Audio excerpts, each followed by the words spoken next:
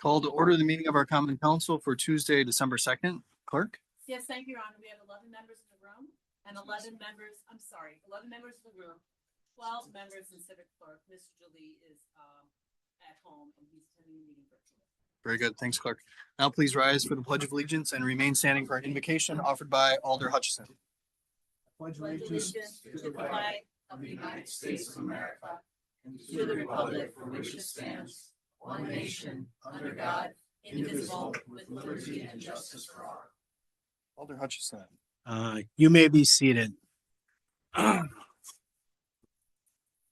you, Mayor. I have words by Robert Frost tonight. He was born a few years after the end of the Civil War. He lived until 1963. He was a poet laureate of the United States, assigned in 1958. This is a very short poem about woods, snow, and sleigh pulled by a single horse. And I always thought of this poem as a Wisconsin poem. He was in the Northeast, but so I consider it kind of a Wisconsin thing. And the reason I chose it brings kind of it'll bring probably a memory to you, maybe, that you've gone through in the dark, in the snow. And then it calls for action at the end. Okay, so it's not just a quiet poem. There's a call for action. It's called Stopping by Woods on a Snowy Evening.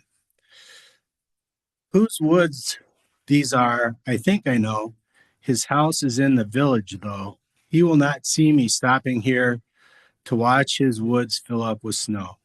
My little horse must think it queer to stop without a farmhouse near, between the woods and frozen lake, the darkest evening of the year. He gives his harness bells a shake to ask if there is some mistake. The only other sound is the sweep of easy wind and downy flake. The woods are lovely, dark and deep, but I have promises to keep, and miles to go before I sleep, and miles to go before I sleep. Thank you, Karen. Thank you, Mayor. Thanks, Alder. Now we are on to approval of the minutes. Motion to approve the minutes from the November 11th and the November 18th meetings made by Alder Prophet and seconded by Alder Stevens. Any changes there? Seeing none, all in favor will say aye. Opposed, nay. The ayes have it, and the minutes are approved. Approval of the agenda. Motion to approve made by Alder Presley and seconded by Alder Prophet. Any changes here? Seeing none, all in favor say aye. Opposed, nay. The ayes have it, and the agenda is approved. Report by the mayor. Let's have a good meeting. That's it. Announcements. Alder Eck. Thank you, Mayor. It's December, so it's that time of year. I just wanted to remind everybody that there are Christmas concerts at the Cup of Joy starting this Friday through December 19th. Every Friday, Saturday through Friday, December 19th. So check it out. There's a lot of really fun things, and a couple of them are like full family things, and they're really talented. So just that's all. Great. Thank you. Thanks, Alder. It's across the street from the city of Green Bay, but we'll let it slide. Oh, well. Other announcements? Yeah, Howard, right? Other announcements? Seeing none. All right. On to appointments. Motion to approve the new appointments made by Alder Prophet and seconded by Alder Ritterbusch. Any discussion? Seeing none, all in favor will say aye. Opposed, nay. The ayes have it, and the new appointments are made. Reappointments. Motion to approve made by Alder Presley and seconded by Alder Stevens. Discussion here. Seeing none, all in favor say aye. Opposed, nay. The ayes have it, and those reappointments are made. Now we're on to ordinances, second reading for adoption.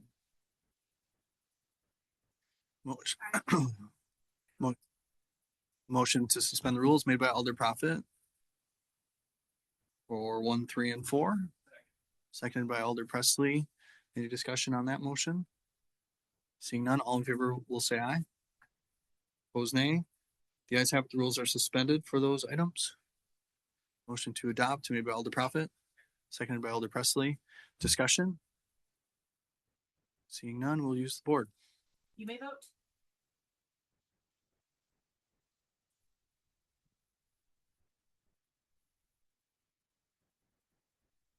Alder Delete. Aye. Thank you. All right, those are adopted unanimously. That leaves item 2, Alder Grant. Thank you, Mayor. I'd like to, motion to amend the single property dwellings from the recommendation of 50 feet to 60 or 6,000 square feet, where it would not require a CUP. Anything smaller than 60 feet would just, or with lot width, I apologize, would require a CUP, ultimately just allowing us to review the site plan, make sure it fits for the neighborhood, the location, take everything into account before approving. Again, it doesn't mean it can't happen. It's just that there's a little bit more oversight before it does. So anything above or 60 feet and above can be developed, no questions asked. Anything below that would still look at reviewing it. Seconded by Alder Eck. Go to Director Renier Wig for comments from the department. I think that as staff, we would respectfully disagree with that decision of 60 to 50. We think 50 works in a number of situations. We've got a developer now working on 50s and we'd like to keep it at the 50. So Thank you. that'd be our opinion. Discussion among alders. Alder Presley. Thank you, Mr. Mayor. Yeah, I would agree with staff on this. I think 50 is a good level. That's the number that they decided on. I don't want to add additional hurdles for developers if we don't have to. I know they can go through a CUP, but if we put in those extra hurdles, I think that will discourage development, which is the opposite of what these zoning changes are intended to do, or these code changes. Okay, thanks, Alder. Alder Hinkles. Thank you, Mayor. I think it's important to understand that the changes that we're making apply to both existing neighborhoods, so developed neighborhoods and new neighborhoods. So the 50 would apply in an existing neighborhood versus a new development. And I think there has to be a difference there. So I'm in support with Jennifer of Alder Grant of doing the 60 feet and just having it reviewed. So if there's anything under, that doesn't mean we're going to say no, but I think in existing neighborhoods, it should be looked at. Alder Galvin, then Grant. Thank you, Your Honor. As I mentioned last time, I live in the inner city. My lot's 53 feet wide. If my square footage of my house on the first floor is 800 square feet, that left me just enough room for a driveway that I had to get a variance from my neighbor, put the driveway right up to his property line. So I have a hard time envisioning a home on a 50-foot lot that's 3 feet narrower. And if they don't have, I just am trying to see in my mind's eye how you make that work with an unattached garage or even with an attached garage. And that's why I'm in favor of the 60-foot. And I believe if a developer has proposals where he can make that work, I don't see why the council wouldn't approve that if he comes in and asks for a PUD. And I mean, this is just from my experience. So that's, I would love to see if someone has some renditions or drawings of how you make that work. But I'm telling you, 800 square feet for the house. And I got to put my driveway on the neighbor's property line. And if he hadn't granted me the variance, I'd have been stuck. So that's my comments. Thank you. Just on that, maybe Mr. Buck, if you could just kind of weigh in on how developers or builders would actually make this work. Sure. I comment in, I guess, in two respects. One is all pre-war or even some post-war homes, pretty much downtown, are typically 50-foot wide lots. A lot of houses get built. We actually have a design book with about 13 different housing styles that fit on lots less than 50 feet wide. But currently, so then, of course, in the 70s, 80s, things got big. Developers now are coming in requesting 50-foot wide lots. They have products that fit. They're narrower but longer. multi-story.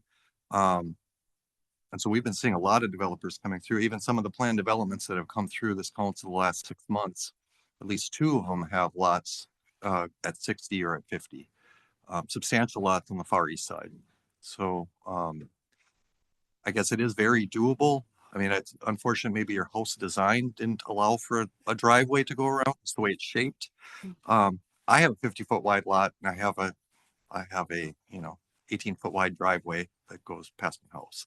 I mean, you can develop it. It's all depending on the model. Again, the model of the 80s, 70s were really wide, giant garages in the front. That was just kind of the style that they did.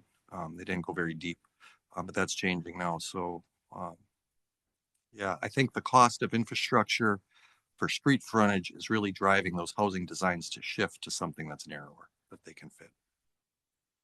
And just for maybe the new and newish alders, if you could explain the CUP process. Sure, yeah. A CUP process would require developers, so in this case, who wanted to do less than a 60-foot lot, they would have to bring those through the plan commission for one meeting and then the council, probably about 6 weeks, depending on the schedule, maybe 8 weeks. And for developers, time is money. So that's usually pretty a negative for them. Not saying that they wouldn't do it, but right. And then that also, we send out notices to all the neighbors. A lot of times there's a lot of discussion about that. And sometimes things you can't deny it anyway. But that being said, the CUP is going to be a little bit of cost and a lot of time. Okay, thanks for that. Alder Grant? Thank you, Mayor. Just, I guess, a reminder that the current ordinance is 75 feet. So going from 75 to 50 is a big change. And that's all I'm making sure that there's some oversight of. And all those, you are correct. You did have some developments come forward asking for smaller lots, and all those got approved. So I'm not seeing big pushback. My point is to make sure it's appropriate for existing neighbors. If there is, public input, it's important to hear that. So I just want to make sure we're keeping everything in mind. Like I said, the one that was in my neighborhood was across from a school, and I think those things are very important to take into account in traffic and very reasonable concerns. So again, I don't see us having any difference of approval, but it's worth considering. Thank you. Any other comments, Alder Hinkfus? Just a question. We can't change zoning for existing neighborhoods versus new development, correct? So this 50 or 60 foot would be for anywhere in the city. Mr. Buck? It'd be anywhere in the city that an R1 lot, R1, R2, or R3 that a single family detached or an upper lower duplex would be Okay, so it would be in existing neighborhoods. existing and Yeah, and that's future. where I have trouble. I think it should get reviewed. I mean, based on my own district, if you're going to do something under 60, I would like it reviewed. So, Any other comments? Alder Presley? Yeah, I just want to make sure that we're voting based on, not just our own experiences with this. It is, whether or not we would like a house on a 50-foot lot. If a developer thinks that there's a market for it and there are people who are going to buy that house and move into it, I don't see why we should be putting up additional obstacles to that outcome. So I'm against this amendment. Alder. Anything else? Staff?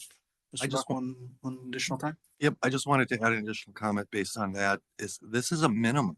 I mean, a developer can come in and do a 100-foot wide lot if they choose. If that's what's selling in that district or that neighborhood, this is just a minimum. So a lot of times developers come in and do larger lots than what our minimums are. So I just wanted to point that out, that it's not a mandate. It's Any other comments? Seeing none, all in favor of the amendment? Board vote has been requested on Alder Grant's amendment. You may vote.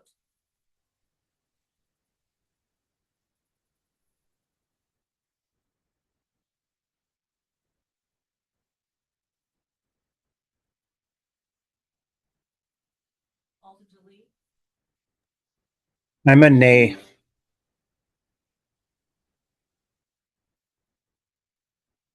That passes 7-5. Entertain a motion to approve as amended. Motion to approve as amended made by Alder Stevens, seconded by Alder Morgan. Alder Johnson? Yeah, Mr. Buck, it's just and I'm looking for it and I can't quite locate it, the section where we talked about the percentage of multifamily units on a single block. There were some amendments that were offered up at the last meeting. I think it right now is 25%. 925, the ground floor. So I was talking about facing the primary street. That's on this item though, right? Number 2? No, No. Okay, sorry. Where is it? Hold on. Misunderstood. it is. Hold on. We're on 29-25. I was thinking about the impervious surface.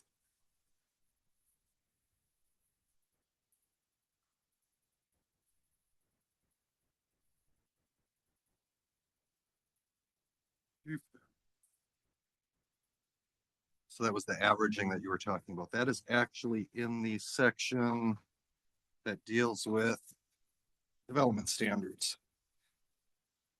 24-25. Okay. Thank you. Any other questions, comments on this one? Seeing none, we'll use the board approval as amended.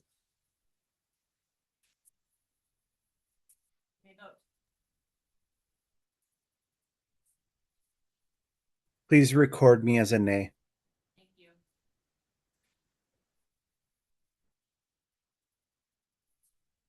And that passes 8-4. Motion to reconsider item 1. J1. Alder Johnson makes a motion to reconsider item 1. Seconded by Alder Eck. All in favor will signify by saying aye. Aye. Opposed, nay. The ayes have it. It's back before us. Thank you, Mr. Buck. Did you have the exact line where that was located? First page of 24-25, if you do the redlined version, it's number 5. And that was talking about the duplexes and semi-detached housing design and the physical layout to match the neighborhood. So you're discussing.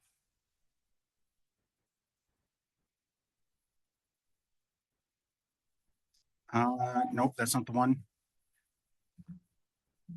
That would have been the only amendment that I that think it was came in number- here besides the appeal process. That was the design in the garage stalls. I believe it was number 3. Yeah, that's the same as it was before. No more than 1/4 of the linear frontage of the block may be converted to 2-family duplexes or 2-family semi-detached. To your phone. And no further 2-family duplex or 2-family semi-detached housing development is permitted once this threshold is reached.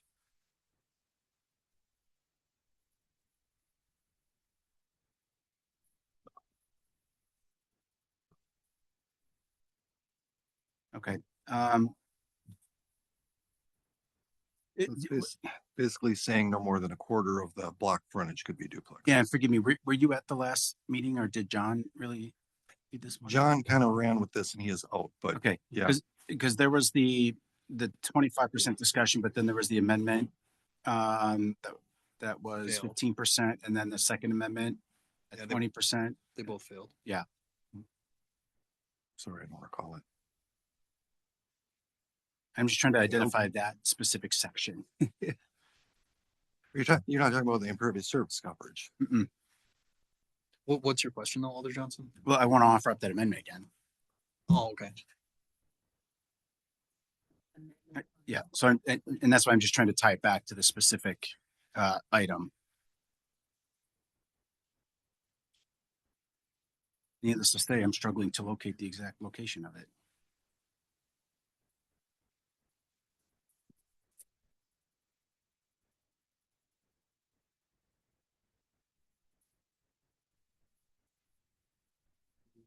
I'm not sure. Was that in one of the 5 that was approved?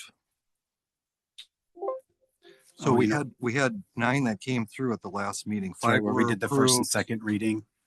and 4 were, Yeah, I don't think we did first and final on any that we entertained amendments on. I thought we did that. Okay. Well, I think there were some that if the amendments failed, We did. then first it and was final on those? approved. Okay. Yeah, forgive me. I know Alder Grant was talking to you before the meeting and I thought we understood which item, but apparently there's we weren't in alignment on that one. So we'll just kind of let's technically, can you do a motion to withdraw the reconsideration? Be the most efficient way. I think we could just do approval again. Okay. Yeah. Motion to approve. Motion to approve made by Alder Johnson, seconded by Alder Prophet. Any more discussion? We'll use the board. Mr. Buck, if you happen to find that in the meantime, before the end of the meeting, if you could let me know. Thank you. You may vote.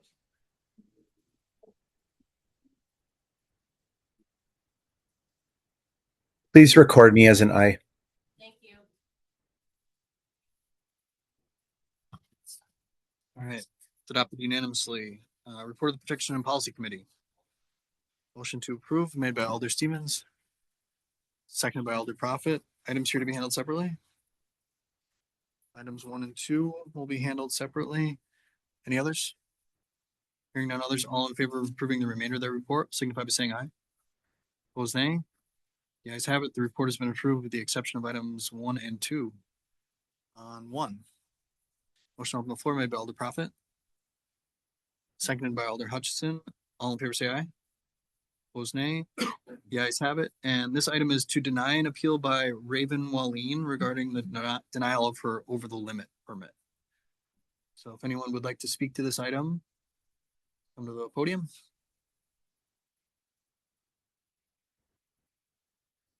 And just state your name and address for us. Caleb Ledvina, 2221 Leisure Court in Green Bay, Wisconsin. Good morning. Good evening, council members. My name is Caleb Ledvina. I was born just outside of Green Bay in the town of Bellevue. I am a graduate of Notre Dame Academy, and I'm currently enrolled at NWTC. I have known Raven and her family for just under a year and a half, and in that time I've spent almost every day with them, as Raven is my girlfriend. I can think of no one better to speak on behalf of her dogs than the person who has spent more than a year getting paws shoved into his back while sleeping next to them. These dogs are some of the most well-behaved, even-tempered dogs that I have ever met. I know how much they mean to Raven, and I know Raven is the dog's whole world. Recently, when I asked Raven what she wanted for Christmas, the only thing she said was that she wanted me to get her the dog permit. So here I am doing everything I can to help her keep the dog she loves. Before addressing the concerns at hand, I would like to introduce you to the dogs that you are making a decision about.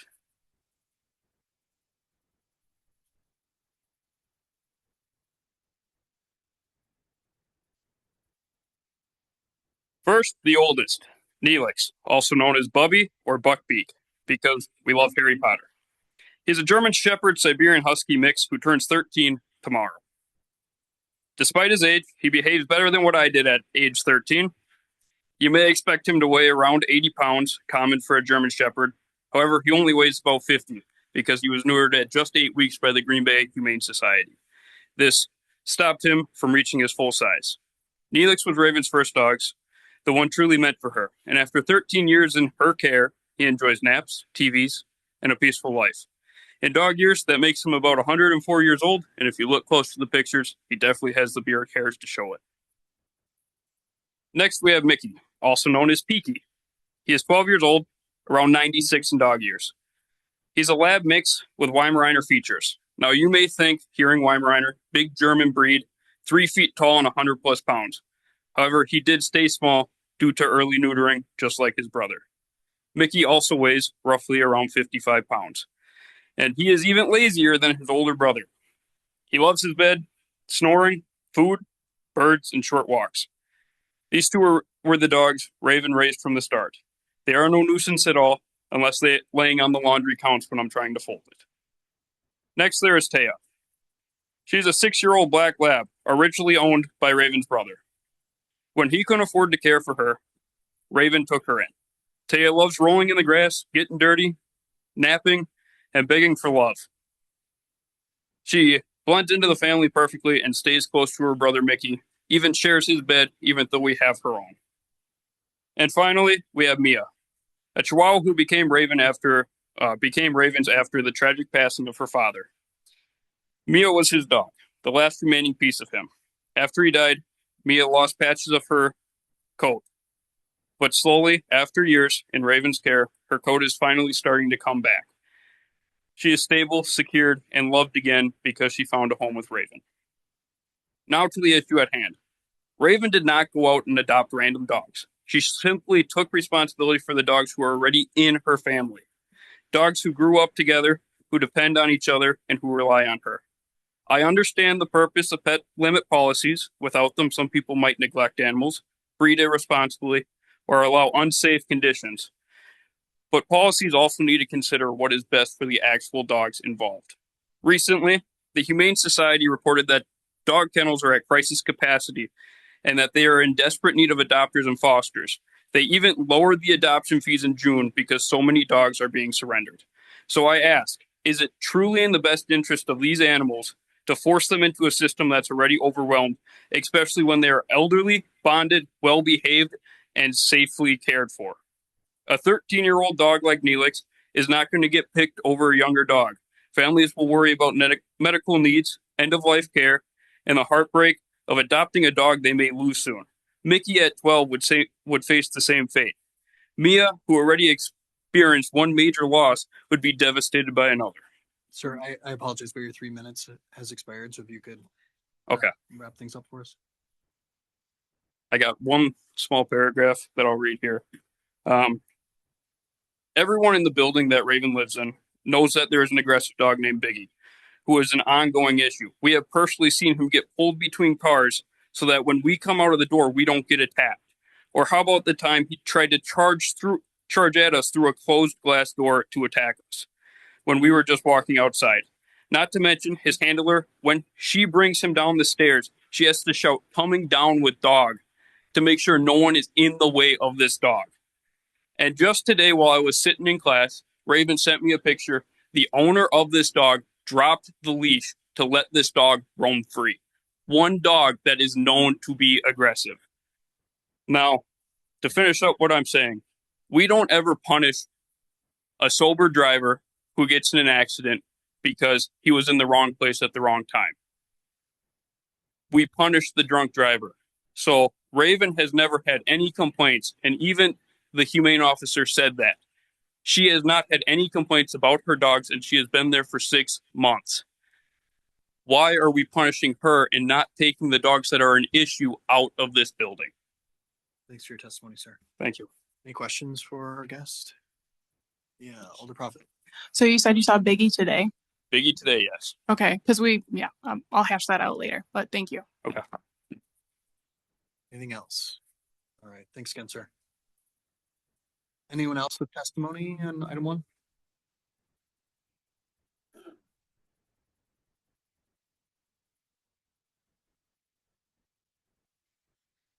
Hello. I wrote this for you guys. Dear council members, my name is Raven Moline, and I want to thank you for taking the time to hear my story. You can just state your address as well. Oh yeah, 300 Bond Street, apartment 118. Anyways, I came here from Neenah looking for a fresh start, new opportunities, and a supportive community.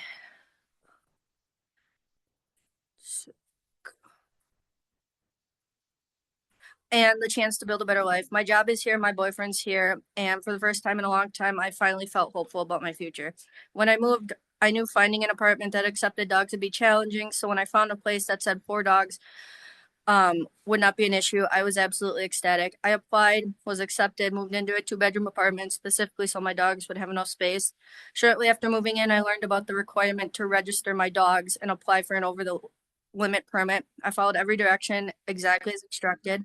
I've always tried to do everything the right way. Unfortunately, that process is what led me here today. I want to be clear, my dogs have never caused complaints or issues. The concerns brought forward were not mine. In nearly 6 months of living at my apartment, halfway through my lease, I have not received a single complaint or call regarding my dog's behavior.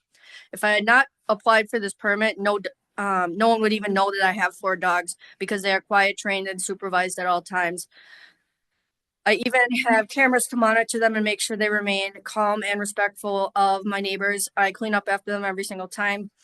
Something even the responding officer has witnessed personally. I understand the city limit is 2 dogs, and I want to explain how I came to my 2 boys, Neelix and Mickey. They're 12, and Neelix turns 13 tomorrow. It's his birthday. They were under a year old, and I got them at 8 weeks. They came from a shelter, and I've grown up together. They are truly my heart. My other 2 dogs were not something that I went out and sought. I took them in because of difficult, painful circumstances that affected my family. Taya, the black lab, was my brother's dog. He can no longer care for her, and she had already bonded so deeply.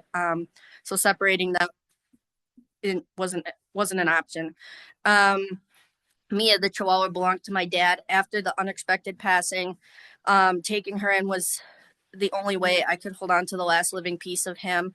She brings me comfort on days when the grief feels unbearable, when I think about how my dad will never meet my boyfriend, how he'll never be at holiday dinners anymore, never walk me down the aisle, never see me or my future kids again. Mia helps me feel like he is still with me in some way. I don't collect dogs. I took in family. These 4 are my family. I have no interest in going out and getting any more. The thought of being forced to give them up or split them up brings me to tears. Many nights leading up to today, with shelters and rescues already struggling at overcapacity, surrendering them would not only devastate me, but it would jeopardize the quality of life and the well-being in a system that's already overwhelmed. All I'm asking for is understanding and compassion. I have shown that my dogs are well-trained, well cared for, have followed every rule placed before me. I am simply trying to keep my family together, and I ask that you allow me to keep my dogs, and I thank you sincerely for your time and consideration on this matter. I just want to make sure I got everything in the 3 minutes. So I was talking kind of fast. Excellent testimony. Any questions? All right, thanks again. Anyone else on this item? All right. Motion to close the floor made by Alder Prophet, seconded by Alder Morgan. All in favor, say aye. Opposed, nay. The ayes have it. The floor is closed. Alder Prophet. And I don't know if Officer Mavis is here, but maybe Chief Davis. During our Protection and Policy Committee, Officer Maves had indicated that Biggie had orders and was put down. Would you happen to know, like, was she talking about a different animal? Because and maybe for anyone who didn't watch the committee meeting in the rest of the council, just give a little background to what's been happening and the number of police calls and animal complaints at this location, to just set the scene kind of the same way that we received at PNP, please. So I'm looking at the report from Officer Mavis, and I don't see anything about a dog being put down. I do see a note in here that one of the factors that went into this decision was that the apartment complex does not allow more than 2 dogs on site. It looks like maybe at one point there was someone who is no longer employed there who said that was okay, but then they were not authorized to make that decision. That's what it looks like.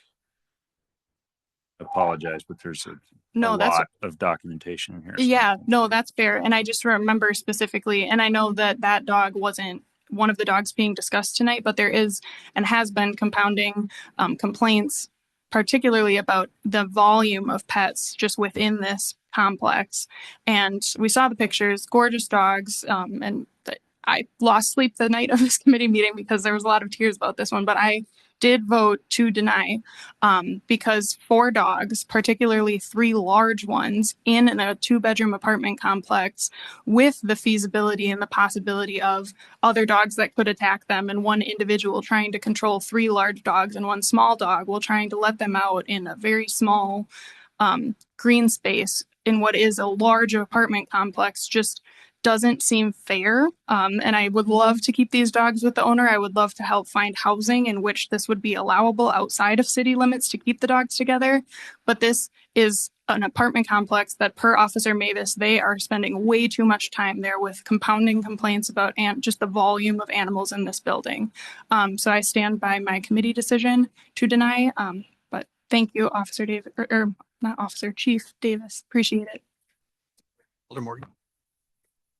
Yes, I was in that committee meeting also. We voted 3-0 to deny the appeal.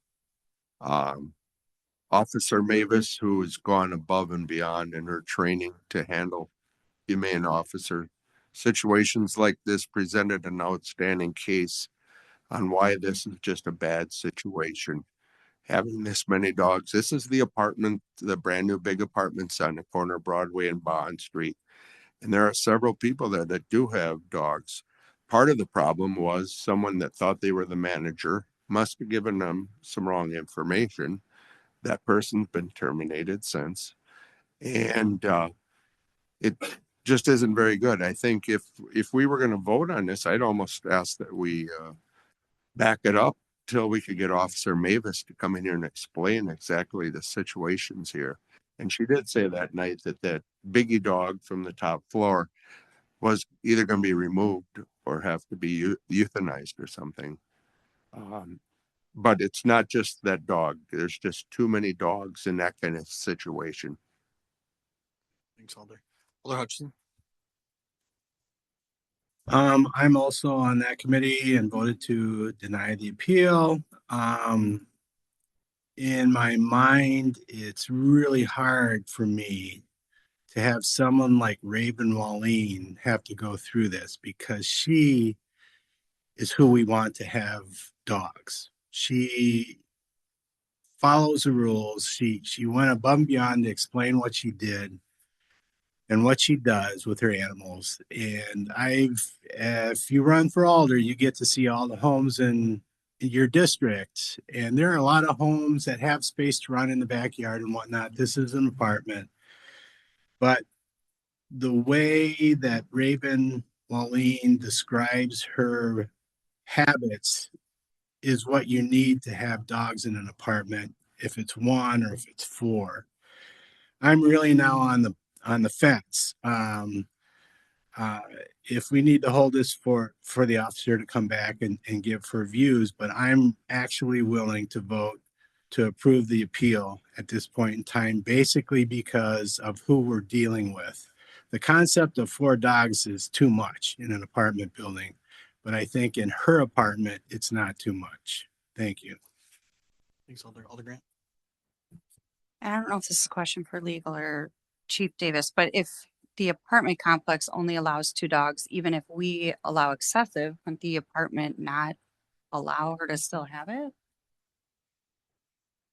I mean, I think that's somewhat a legal question, right? But it's a contract between the. Yeah. Right. So I guess I'm just kind of wondering what rights do we have as a city? I mean, it's up to the property owner at the end of the day. Alder Stevens? So the ordinance limit is in fact 2 dogs. And I think Officer Mavis here makes her decision just consistently about apartments or apartments and complexes like this. And when she grants excess animal permits. But you are correct, or it was alluded to that an apartment building or an apartment management company could certainly allow someone to have more dogs, but that doesn't allow them to have more than 2 per resident in the city. At the same time, they could certainly support their excess animal permit, but that would be really up to them. And I think maybe as Alder Stevens probably could contend, apartment complexes have some additional regulations that they must follow regarding emotional support animals, which is separate from our 2 dog limit per household in the city.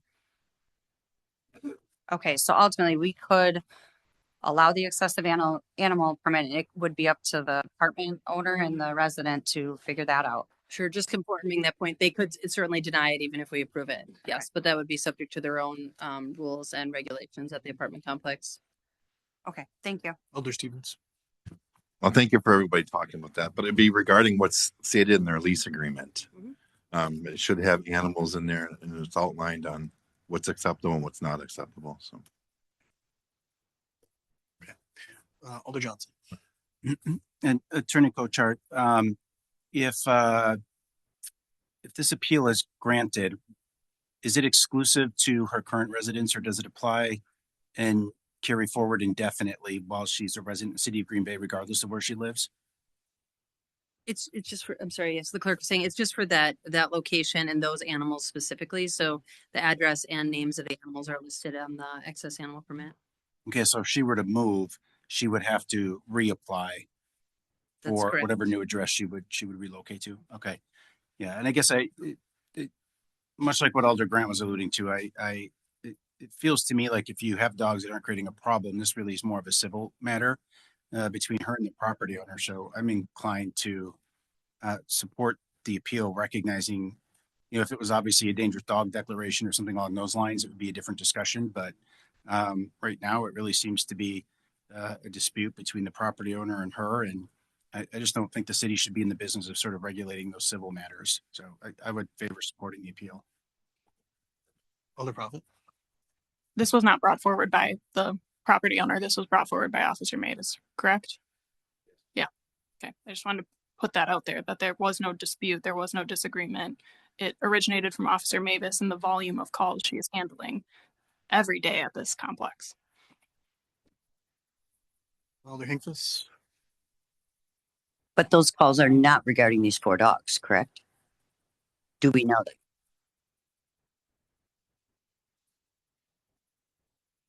Okay. I'm a dog owner myself, been my entire life.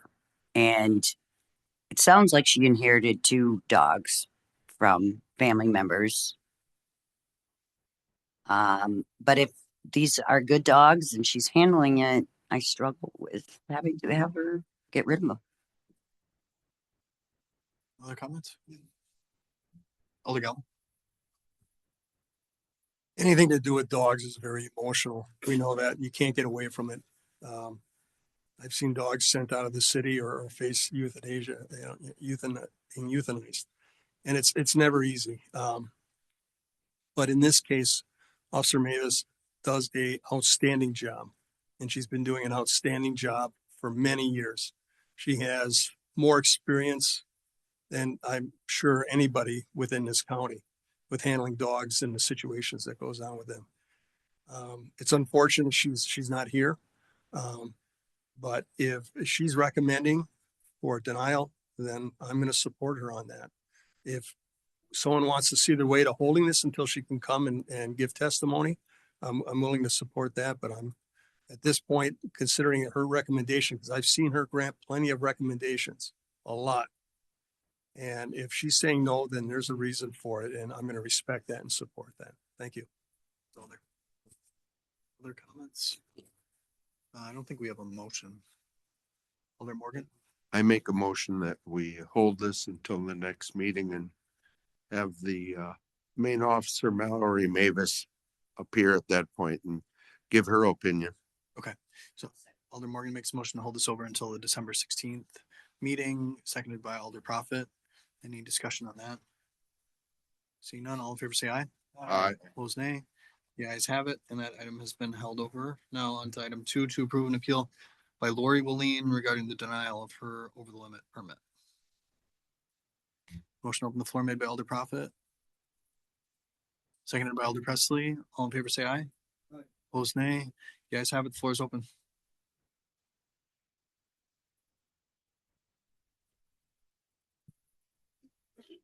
You can just state your name and address, and we allow for 3 minutes. Good evening. My name is Lori Walleen, and I live at 200 Bond Street, Apartment B. I'm in the same situation as my daughter, but I don't live in the same building as her. I don't live in that big apartment building. I live in a townhouse. It's 1,428 square feet. It has 3 bedrooms, 2 floors. I live there with my son. He's 22 now, I believe. And one of our dogs is Raya. She is a 2-year-old Yorkshire Terrier. That's his emotional support animal. Tucker is 6 years old. He is my emotional support animal. And I also have a 3-year-old Yorkshire Terrier and then a small 2-year-old female Terrier mix. Our largest dog is 10 pounds. We have 2 separate entrances, a front and a back. I don't take my dogs over to that little area because it's frankly, it's to me, it's too small. There's not enough room. I go straight across in that open area across from the pond. And I follow the rules. My dogs are registered. They're up to date on immunizations. They bark when they see people they don't know, but they're good dogs. When I moved there, before I signed my lease, I asked April if that was going to be an issue because I love my dogs. They're family. And she said, no, it wasn't. They don't count emotional support animals. I do know the policies on Green Bay's large dog and over limit. I know all that because I've had friends that live in Green Bay. We were misled. Is that our fault? Maybe a little bit. However, I would never have put myself in that situation had I not assured that I would be able to keep my dogs. My dogs have not had any complaints on them. They've never hurt anybody. And frankly, neither have my daughters, but you know, we're talking about me. I'm just asking that, you know, I be allowed to keep them. My dogs aren't around that situation with the other problematic dogs. I kind of stay away from that. I know my dogs. I can read their body language. I know what they need and I'm able to provide it for them. And I'm just asking you guys, please, just to consider, because like as you know, the shelters and rescues are full. They're begging people to foster. Thank you. Thanks for your testimony. Any questions? Alder Galvin, then Morgan. Ma'am, unless there's a typo or I'm misreading it, it says you were approved. Yeah, I did not take that as a for sure yes, because there were only 3 council members there. Okay. I get- actually okay. came to support Raven, but then I talked to the lady on, I think you're the mayor, on her, and she said it was a recommendation. So I'm like, okay, so you're going to vote on it, all of you. So that's why Okay. I'm here tonight. So All right. Thank you very much. I'm sorry. that's okay. Thank you. Alder Morgan, did you have? If she has the paperwork to show that these are emotional support animals.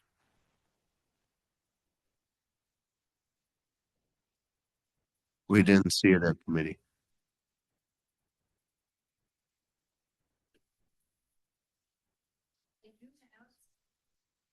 On the phone. I do have paper copies. I did give them to the Broadway Lofts, but I do have them on my phone. I can show them to you now, or I can provide hard copies I think our as clerk well. was Okay. wanted to So, say something. Ms. Welling, you don't have to do that, Mr. Alder Morgan. So emotional support animals are really, that is a designation. There's no, forgiveness of the fee, and there's really no classification for us in law. It really is for a service animal. So a lot of people talk about emotional support animals, and you know, recently we've gotten some people in apartments, especially at UWGB. The apartment complexes want to know that the animals are licensed, not whether or not we recognize them as emotional support animals. So we didn't need Ms. Wolling's verification of that. Her landlord does. That I answers the just question. thought, that wasn't a factor in the fact that 2 alders did vote that because they were emotional support. And I just was asking if we had any proof. Got it. Okay. Anything else for our guest? Thank you, ma'am. Anyone else on this item? Motion to close the floor made by Alder Grant, seconded by Alder Stevens. All in favor, say aye. Opposed, nay. The ayes have it. The floor is closed. Motion to approve made by Alder Prophet and seconded by Alder Stevens. Any comments? Seeing none, all in favor. Oh, Alder Morgan. I was just going to say this again was one of the things that Officer Mavis said that she would not authorize for animals for this type of a building, even though it's not an apartment, it's a townhouse. Okay, thanks, Alder. Anyone else? All right, all in favor will say aye. Opposed, nay. The ayes have it, and that item has been approved. On to the report of the Green Bay Police Department granting operator licenses. Motion to approve made by Alder Prophet, seconded by Alder Stevens. Any names to be handled separately or abstentions? Seeing none, all in favor say aye. Opposed, nay. The ayes have it, and that item has been approved, or report of the Plan Commission. Motion to approve made by Alder Prophet, seconded by Alder Stevens. Items here to be handled separately? 3 and 6. 1, 3, and 6. Any others? Hearing none others, all in favor of approving the remainder of that report, signify by saying aye. Opposed, nay. The ayes have it. The report has been approved with the exception of items 1, 3, and 6. Item 1 is to approve a partial alley closure located near 409 West Walnut Street with conditions. With that, I think we're going to go to staff first to set the stage a little bit, or inform council. We've been working on this since the last council meeting it was held, and we've actually had a number of emails that have gone back and forth between staff. I would respectfully ask that we hold this again. I know we don't like to do that, but if we could hold this again till the next meeting, I think we could clear some things up and get this resolved by the next meeting. Okay. Thank you, Director. Alder Johnson makes a motion to hold this item until December 16th, seconded by Alder Galvin. Discussion on that, Alder Prophet? I just know, because I've been reaching out to staff asking some of the concerns and questions with this one. So I would like to propose, if I could, with this item to at least send to Traffic, Bike, and Pedestrian Committee the possibility of exploring a loading zone on this portion of Broadway adjacent to the property for the December 15th. So I'm fine with holding the rest of the item, but if we could keep the ball rolling on pieces of it, because my understanding is there's pieces of it that would benefit from going through Traffic, Bike, and Pedestrian Committee. So if we could put that motion within the hold, I think that's feasible. That would be my add-on, or if we need to handle the hold separately. So essentially an amendment. Yeah, to send to Traffic, Bike, and Pedestrian to explore a loading zone on Broadway, because my understanding is with the alley closure, there's the potential or the discussion of turn radiuses for garbages, and this unclear how many parking spots will be affected in the adjacent lot. I know that one of the items that staff was discussing was the possibility of going to TBMP to look at the loading zone. It is what our parking study recommended about 2 years ago. So I would just like to get that hashed out so at least some of this can continue to move forward. Okay, Alder Prophet makes a motion to amend the item to include that referral to TBMP on the loading zone issue, seconded by Alder Presley. On that, Alder Johnson. Thank you, Mayor. Director Jusins, pickup drop-off zones had been talked about in the parking study, but I don't think specific locations were referred to. I guess I'm curious what your perspective is on reacting to, one item to create a drop-off zone versus assessing the entire study area and determining where the best locations would be. That's correct. So it probably should be looked at as a whole. We're not opposed to a unloading zone in this location. And that's why that would be discussed at Traffic, Bike, and Ped. And the parking study did talk about the pickup drop off versus a unloading zone. Okay. In which case, then I would just ask Alder Prophet if you'd be amenable to, rather than just looking at this one thing, have it cover all of downtown? Okay. The motion. And make a motion to send to Traffic, Bike, and Pedestrian Commission to review the loading zones from I think it was 2023, maybe it was 21. I can't remember. It's a little fuzzy. Parking study for proposed loading zone locations in the downtown area. All right, and there still is a second for that. I could just offer a point of clarity on that. Yeah. Just for Clerk Jeffries in particular, the exact terminology is pickup drop-off zones, PUDO, if you're capturing that in the minutes.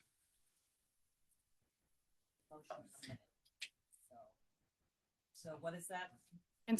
Instead of loading zone, pickup drop off zone. All right, discussion on that amendment. Alder. Okay, so I just want to clarify, it seems like there's kind of two things, so we're holding and that this is all in one? Correct. Okay, got it. Thank you. Alder Jeffrey, or formerly Alder Jeffries, Clerk Jeffries. Thank you, Mayor and council members. So I actually had divided this. I had a hold and an amend. So do you want me to put them together to hold it and amend it? Okay, I can do that. Thank you. Additional comments? All right, all in favor of that amendment signify by saying aye. Opposed, nay. The ayes have it. So entertain a motion to hold as amended. Alder Prophet makes that motion, seconded by Alder Hinkfist. Discussion on that? Seeing none, all in favor say aye. Opposed, nay. The ayes have it.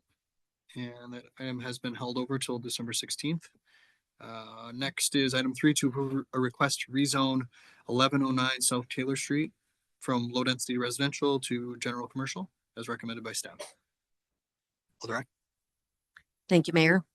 So I was contacted by several of the neighbors that are there. It's basically the street behind it. So I am going to share their concerns about it. I know it is a rezone, but the plan is for them. At this point, the owner is wanting to make it into a laundromat. So I just want to explain the concerns of the people that are in the backyard. They're concerned about the noise and smells that would come from the dryer vent and the way the winds blow it would be into their yards. And also that it's a commercial building located that is butting up to their backyards. So I wanted to voice their concerns. They were unable to come to be here. So that's all. Okay. Thank you. Thanks, Alder. Entertain a motion. Motion to approve made by Alder Prophet, seconded by Alder Ritterbusch. Any additional comments? Seeing none, all in favor say aye. Opposed, nay. The ayes have it, and that item has been approved. On to item 6, to approve amendments to section 44-1580, parent J of the Green Bay Municipal Code, chapter 44, related to short-term rentals, as discussed in communication PC-25-03, with the change to remove the maximum 180-day rental limitation and add 3 strikes policy. Motion open the floor, made by yes, Alder I Grant, since apologize. you I pulled thought the that other. was how it worked. Thank you, Mayor.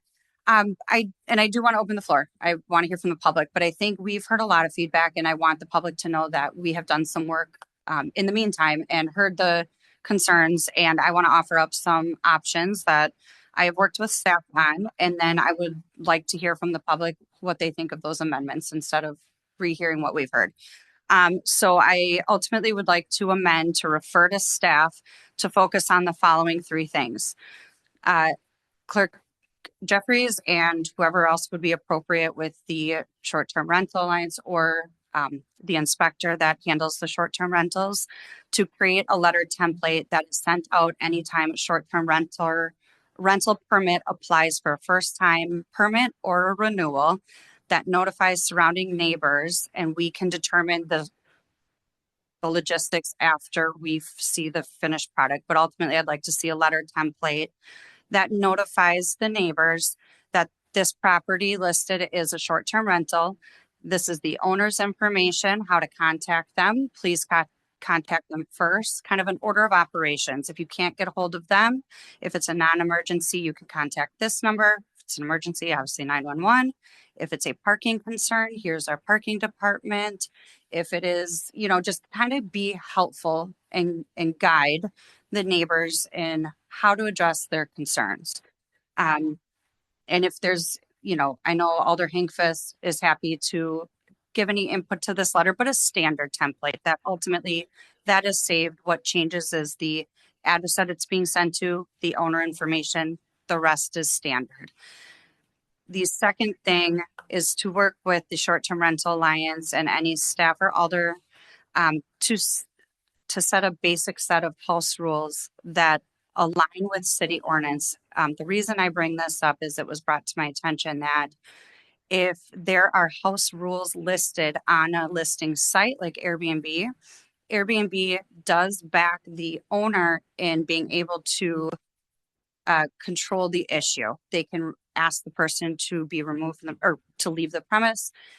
As long as it is listed on the website, ultimately the person that is renting it is agreeing to those rules. So no parking on the streets. You cannot be loud past 10 o'clock. Again, our basic standard rules. And if we have a set of maybe 3 rules as a city that we say these 3 rules must be listed on the website, along with inside the premise, please show proof that it's on a website and within the property. And if you want to add your own rules to that, you are more than welcome to, but these 3, 4, or 5 that we think are appropriate must be there, that again, align with current city ordinance, which leads me to my third thing that I would like staff to work on. When talking with Chief Davis and Attorney Cochart, it's very apparent that our current noise ordinance is very hard to enforce, and it could be improved. And that is a citywide issue, but it will also help with this specific issue as well. It's been brought to my attention that it has a measurement. Well, we don't have a tool to measure. And there are things that we can implement that Chief Davis has even seen in other municipalities that are simple and easy to switch out. And again, it's according to Attorney Cochart, a need anyways. So we could ultimately address 2 problems with this. So I would like to see those things and then come back and vote, like I said, on who all gets these letters. Is it just 4 people, right, left, front, behind, or do we think it should be broader? But I think building these 3 structures first and deciding from that point. So my amendment would be ultimately to refer to staff to focus on those 3 things. Thank you. Okay, and so, yeah, I'm just a little bit confused. This is a referral motion, Yes. but just on those 3 items. Taking the Plan Commission's recommendation as is, but I want to refer an addition, these 3 suggestions, Yep. and that be what we focus on as council. Okay, so refer the Planning Commission action along with these 3 additional Mhm. actions. Correct. Okay, and there was a second from Alder Eck, was it? On that motion? Yeah, well, Alder Prophet, question? Yeah, just point of clarification, I guess, just sending what has already got hashed out from Plan Commission with what happened. In addition to these 3, back to staff, is there a date that it would come back to the council? That's my question. It's a lot of work and I don't know the staff's workload. I would like to make sure we are hearing from all parties and that they're ready. Ultimately, we're not changing any city ordinances. We're amending and fixing part of the permit process ultimately. You know, they already have to submit a permit. Now we're just asking that you post these house rules and we are going to send out this letter template as part of the process. So that's why I'm referring to staff to focus on those things. I don't see a timeline needed for that because I'm not proposing to change any ordinances. If I On that, could yeah. respond briefly. Okay. I guess my only pause is the latter of the 2, just given that there was some minor tweaks that I think are worth moving forward on, such as like the local representative being listed on the current placard, but also adding the parcel owner if that's not the local representative, and then just putting in that we can start to enforce some of this stuff. So that's where not having a timetable.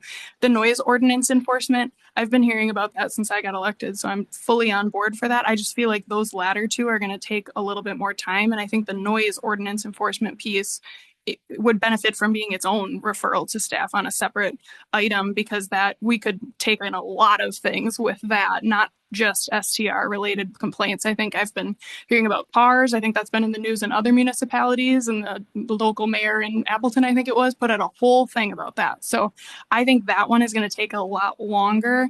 That's why I asked about the timetable, because there are other small, I think, changes that everyone agrees on that I would like to move forward with. So referring it back to staff delays those other motions and changes, if that makes sense. Thanks, Alder Johnson. Yeah, and I think I agree with Alder Prophet. I do think the noise ordinance could be its own standalone communication, recognizing even I've had a number of challenges within my district that certainly wouldn't fall into the short-term rental discussion. And I know police department's been a little bit hamstrung in terms of enforcement because of how antiquated that law is right now. So I would support that. And I think Alder Grant, if your motion is a simple refer to staff, like I'm good with that, though I do want to hear from the public yet. If the motion is refer to staff and exclusively look at these three things, I would simply request that we allow it to be more broad to give staff the latitude to come back with any and all recommendations that might make the most sense while making sure that they do address the points that you've raised. So I don't know if what you offered up was an exact motion. And what if it's just refer to staff, then again, I'm good. If it's only look at these three things, then I would propose an amendment. And it sounds like it's those three in addition to what's already been recommended by Plan Commission, but Alder Grant.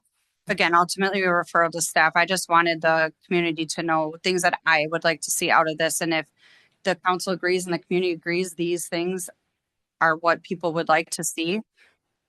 That should be something that the staff focuses on along with any other things that come along. I'm okay with, figuring out any other issues that need to be addressed along the way. Alderman Hutchison.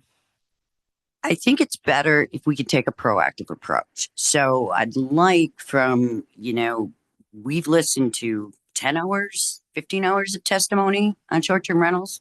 And I think all of us have benefited from the perspective of learning about that business, learning what's out there, meeting many of the people that own them and the best practices, that have been employed by some of them. So I'm in support of Jennifer's motion from the perspective of Alder Grant's motion from the perspective of we want to have standard operating procedures that work across, and then we can deal with the outliers.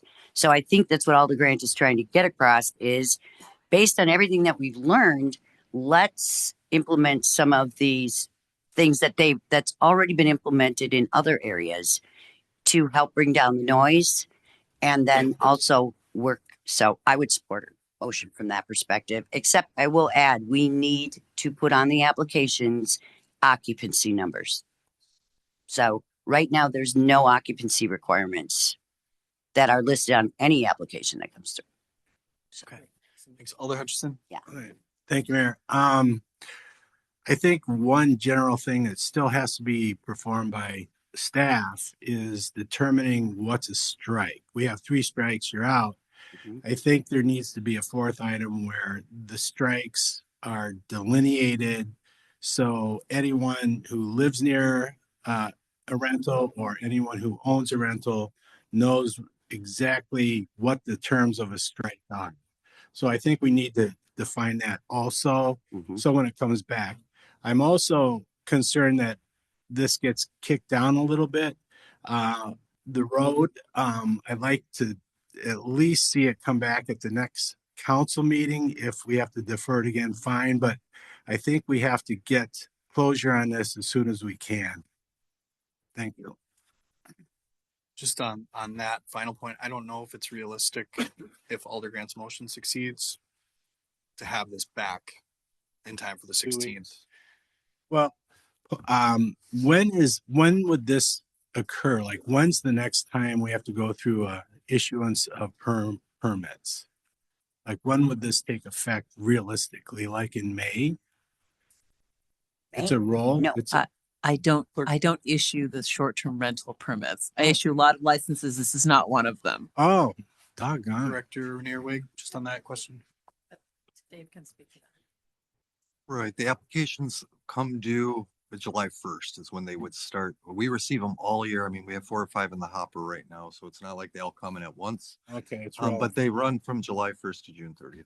So July So July 1st would be like a stop dead date. We have to have things in place by July 1st. That's what I'm hearing.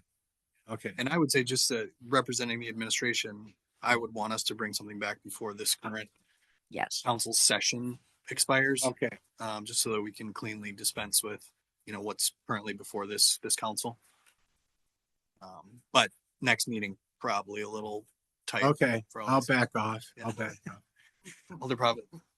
Yeah, I just have again with the timeline, just clarifying question, because we have an ordinance change also. So that has this. So my question, I guess, to the city attorney, some of the things that have been proposed and discussed, how many of those would actually be ordinance changes? Because the way I'm reading it now, like that noise or enforcement ordinance is called out as part of the 3 strike in what's being proposed tonight. So if that were to change down the road, because I'm thinking that's like a 6-month at least process to hash out what that chronic nuisance premise and all that noise ordinance is defined as, this change, if we were to make it in what's before us tonight, would then, whenever that last piece of it got hashed out, would be reflected and captured in what we currently have. So I guess what I'm asking is the creation of the letter template, is that really something that's within the ordinance? Basic house rules on the listing, is that something that's within the ordinance, or is that a policy? Because I'd like to just dispel of the ordinance changes that I think had resounding support and everyone agrees on these minute changes, but effective changes that people want to see. So again, yeah, within this term for all of us, but a lot of these I'm just questioning, are they going to be changes to the physical ordinance or is it a policy? Sorry. Chart. Let me take all those up at once. So the noise ordinance, you are correct that it's a separate standalone ordinance. It's chapter 24. So it's a cross-reference. So to the extent that there's a cross-reference that would be updated at a future time, it is a separate ordinance. So it could be amended as such with the reference, and when chapter 24 is updated, the cross-reference is updated. On the letters, again, I should note that this is the first time, these are not things that we've researched to what extent they are allowed legally.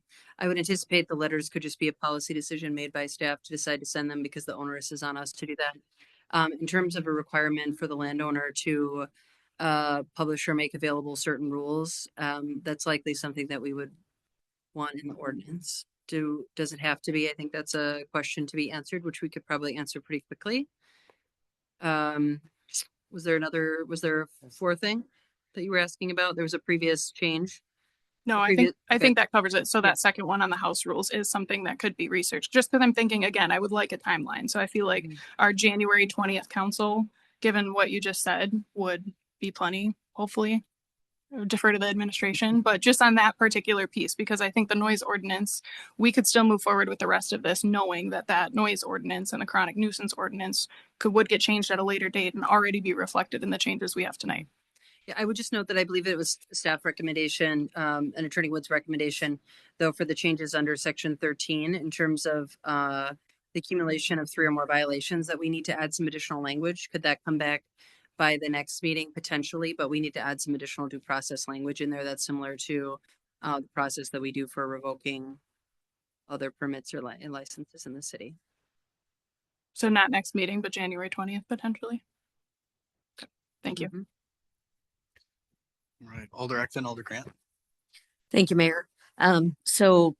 My understanding in talking with Attorney Cochard earlier is that referring this back to staff, but then it would go through protection and policy before coming back to council.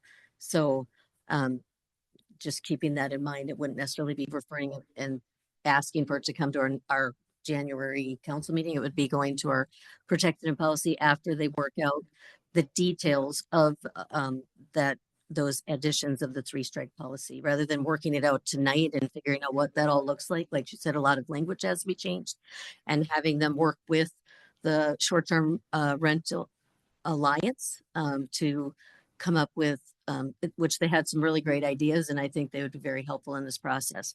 So with all that said, I'm just saying it would be that extra stop at protection and policy. Yeah, I mean, I think it's fair to say that if this is referred to staff, recommendations would go to the appropriate committees or commissions based on what those are. Right. I know we were just talking about what council meeting. Mm-hmm. So thank you. Alder Grant. Well, and I think Attorney Kochar, did you want to, Attorney looked like you were Kochar? going to respond. So just a clarification that the mayor is absolutely correct. It would be based on the changes were made. So the noise ordinance, chapter 24, which affects much more than just short-term rentals, is likely a protection policy item. And then to the extent that other changes were made were zoning related, they probably need to go back through the planning commission. So again, back to the mayor's point, appropriate committee based on the changes that are made. Alder Grant. Okay, thank you. And I honestly, if you would rather a separate communication be submitted, that's fine. I guess the reason I bring this up at the timing that I do is because I would like us to discuss, do we need a 3-strike policy? If we do these, is it worth starting with this? I guess my question is, what problem are we tackling? Is it a nuisance? Do we already have ordinances that fix those nuisances? Why are we, I guess I want to know what the problem is. And we already have a noise ordinance. We already have parking rules. We can't enforce a permit limit. There's things we can and can't do. So I'm questioning, do we feel that the tools in front of us currently aren't adequate, or do they need to be tweaked and we can move forward and see how these changes affect any issues or complaints? Maybe we implement these and we see nuisance complaints go down. And we don't need a 3-strike rule. I did talk to Chief Davis, and if he has any further feedback since we talked, I would love to see data that these rental properties or these short-term rental properties are more of a nuisance than any other property in the city, being homeowners or other renters. Every property, I shouldn't say every, a lot of properties get police calls. Are we evicting them right away? I guess my point is, I want proof that these are truly a reoccurring nuisance, because I haven't seen that. Some of the police calls that we've heard about are barking dogs or car door slamming. Again, show me an issue that is above and beyond a typical homeowner or an existing renter throughout the city, whether they're short-term or long-term. And if you can't show me that data, why are we implementing a 3-strike rule or a 180-day rule or a 6-day rule to a problem that I don't have proof is here? Thanks, Alder Presley. Thank you, Mr. Mayor. Well, I would like to point out first that the 3-strike rule is certainly more specific, but potentially more permissive than what is currently in the code. There could be a revocation after one violation in the current code. So this is a much more specific way of addressing this and clearly outlines what level of violation has to occur in order to revoke a permit. This is something that, was originally in the Equal Rights Commission's report and came from people asking, what does it take to get a revocation? And the answer was not clear. So if you're looking for questions about whether this is worthwhile, maybe not, but right now we could just start revoking after one strike. So, I don't think that's what people would want. And I have from testimony from short-term rental owners, this is not the issue that they have had. So I don't see why we can't go ahead with this now.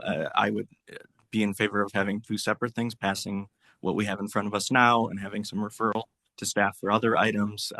If that was going to be 2 separate motions, I would want to amend the motion for referral to staff to also look into fee changes and what some of the short-term rental owners have proposed, which is using a portion of fees to go towards affordable housing. So if we're going to do that, again, we don't have any amendments on the board yet, I don't think. So I guess we'll have the conversation first, but I want to bring that up. There's one amendment. Oh, what is the amendment? Alder Grants. Oh.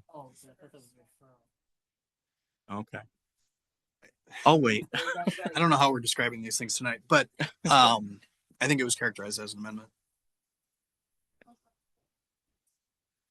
Yes, and before we open the floor, I just want to make the point that obviously council can be as prescriptive as you all want to be, but it's becoming a little tricky to laundry list all of these things. It would be possible to refer this item back to staff, maybe with what the planning commission has recommended, and then just allow staff to recommend the most effective way of enforcing and regulating based on essentially a current law that we have in Green Bay. Alder Ritterbusch. One of the biggest things that I'd like to see, I mean, I agree with a lot of what's being said here, but I think there needs to be a committee between the Short-Term Rental Alliance and the city of Green Bay to come together and find out the best practices that work for everybody. And I think this has brought a lot of people together, this topic. And I think if we sit down with these people that are sitting in this room right now, I think we can put our heads together and I think we can come up with a really good solution and be a model for short-term rentals in the area. Thank you. Alder Gallo. I was going to add in, when we're trying to decide 3 strikes, instant revocation, things like that. How many of you have ever had to call the police department because of a loud neighbor or behavior that was going on around your residence? Now imagine somebody who suddenly has a short-term rental that's being rented out and it's a Packer Sunday or something like that. And all of a sudden you're having to call 2 or 3 times. You're getting woken up 2 or 3 times, but you only call once. I mean, then when the officers come, officers have discretion. Are they busy that night? Do they have time to do a full investigation, or as they drive up, the noise isn't that bad, so they give them a warning and on they go? And then 3 months later, it's repeated. Months later, it's repeated. So we do have to develop something, and it has to have standards. You know, you look at our chronic nuisance for rentals and homes and things like that, where we hold the owners responsible. Same thing with businesses. So I think we do need to listen to what the public has to say, but we also have to give due consideration to the people that are living next to these places and what they have to put up with. You know, how much do they put up with before they finally call? What's the straw that broke the camel back? And then somebody shows up and gives them a verbal warning, and they're like, oh man, you know. So I think these are things we all have to keep in mind as we're moving forward with this. Thank you. Right, so we're ready.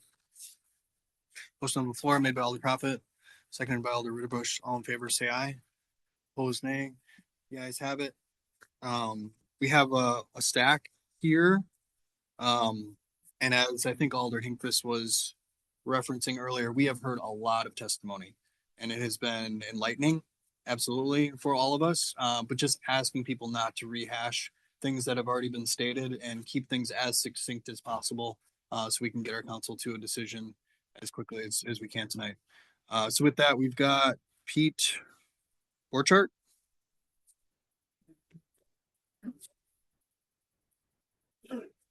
And then just a reminder, name and address and 3 minutes. Sure. So I'm a new resident to Green Bay, so I'm new to all this. So my name is Peter Borchardt. I live at 1524 Gatewood in Jim's Lombardi neighborhood. So this is kind of like I said, I'm new. I just moved in like 4 or 5 months ago. So I have not had any problems with my neighbors since I live on Gatewood, right across the street from the elementary school there. You know, my traffic's low, but that doesn't mean it's going to stay that way. Especially with corporations and landlords buying up properties around the area. With this 3 strike rule, you know, it definitely needs to be boiled down to what is a strike? And is that one renter the strike, or is that whole house the strike? That I need to know answers for. And also just having short-term rentals, as you guys have probably heard 1,000 times, this is my first meeting, so I don't know if it's been spoken about before or not. It drives the cost of housing go up. We paid probably 25% more than we would if we moved 5 miles away from Lambeau. That's fine though. We love the Packers. And I really do I love my neighbors. I got to meet them all. They came over to my open house. They even, you know, said, hey, we can help you shovel the snow since you're new to town. I won't get that with short-term rentals. I won't even get an answer on the door. And that makes me sad because I like a neighborhood. I like community. That's why I moved here. That's why a lot of us have moved here or live here or stay here. So whatever protects residents that are long-term renters or owners, I'm in favor of. Now, I'm not going to go over everything like you said, so I'm going to leave it there. But just please keep us in mind when you're voting, because we have to live next to these renters. We have to listen to the noise.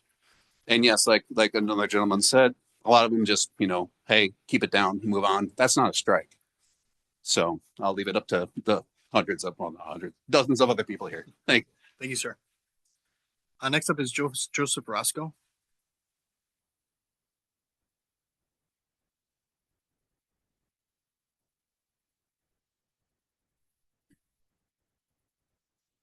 Hello. I'm Joey Roscoe. I live on 3019 Cactus Court. Shout out to my fellow Joey. uh, so, I am an accounting student at UWGB. I will hopefully, fingers crossed, be graduating this spring. And as I plan to move into the job market in Green Bay, I'm thinking about where I want to live because I was born here, I was raised here, I want to live in Green Bay. And short-term rentals, as Pete said, tend to drive up rental costs in the area for long-term renting. This is very important to me as I will be on a new higher salary as it is. And I think that it's important that if we have these short-term rentals in our community, that they be held to a certain standard. That these aren't just short-term rentals. People are visiting our city and oftentimes living in houses in our city. They're gonna be seeing what it's like to live here. And I believe that a certain amount of standard should be held to these rentals in order to make sure that if we are depriving our citizens of available housing, that housing be put to good use. I am in favor of that three strike policy for that reason.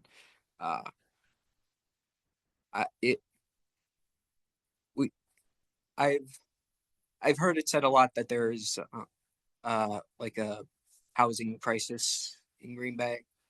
I'm sure everyone here has opinions on that, but it's important to know that housing isn't just something that we all own. It's a part of our community, and I believe that by implementing policies that regulate how we use it, we can make sure that everyone can get what they want. And that's all I have to say. Thank you. All right, thanks, sir. Next up, Cinnamon Harvey.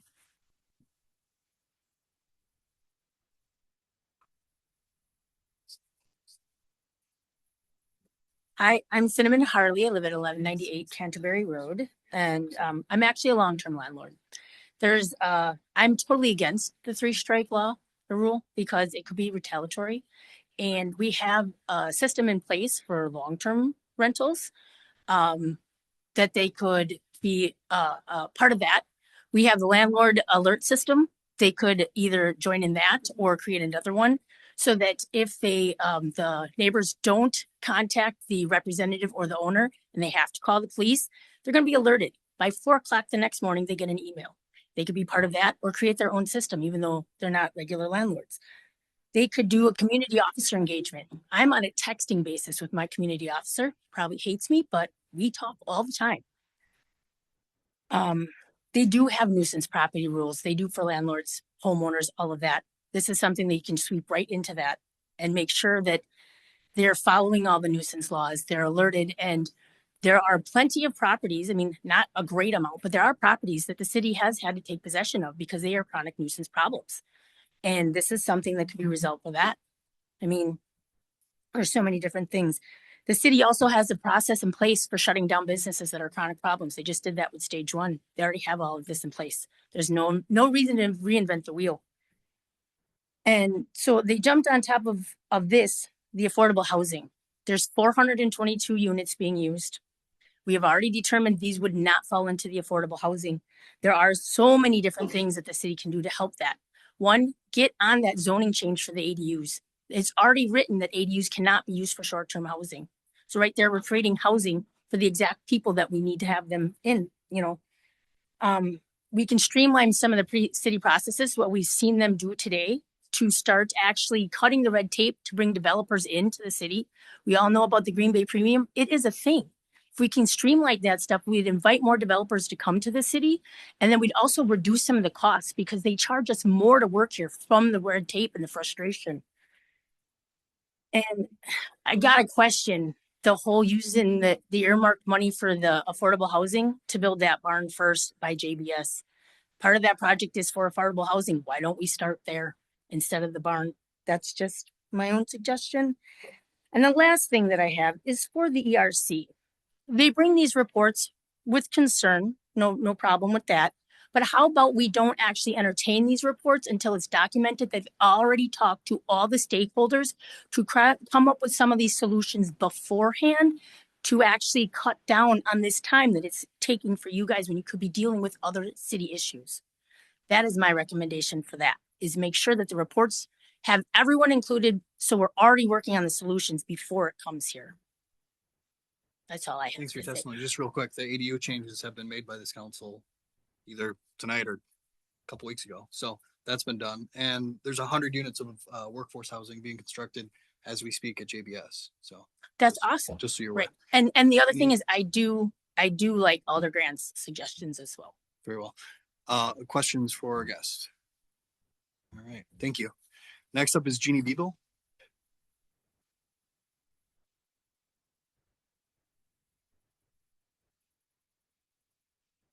My name is Jeannie Biebel. I live at 938 South Jackson Street. I apologize. I haven't been able to attend meetings prior to this. What I'm about to say probably should have been presented at an earlier meeting, so bear with me. I grew up and currently live in the Astor neighborhood. For as long as I can remember, and I'm 74 years old, my neighborhood was loaded with affordable apartments and homes. They've evaporated. They're gone. My neighborhood, as many other neighborhoods in Green Bay, has become oversaturated with short-term rentals. I can't walk a block in any direction from my residence without passing at least one short-term rental. The same for the block after that and the block after that. I've been watching the rapid increase in these short-term rentals in the area for several years and found there are many more than are actually known. Some are flying under the radar without the required inspections and permits. They advertise on websites without including a photo of the front of the rental or one that does not show the address number. And as soon as they get a renter, they pull the ad. Some claim it's their primary residence. It's not. I have discovered and reported numerous properties operating in these ways, and that can be confirmed by City Inspector Tim Meaves, and more recently, the compliance specialist for short-term rentals, Mike Botot. Reports of people using these properties for criminal activity are growing across the country, and it's happening here in Green Bay. Background checks are not routinely done on potential renters, and I have experienced some very sketchy people in the short-term rental right next door to me, including suspected gun traffickers with rented protection dogs. There's way too many issues with that short-term rental to go into here tonight, but the city ordinances did not help. Neither did the renter who lives out of state. He didn't want to hear it. I tried contacting him. He didn't want to hear it. Bulk home purchases by institutional investors turning them into short-term rentals, in my opinion, is the latest get-rich-quick scheme. That's why we're seeing so many of them. Easy money.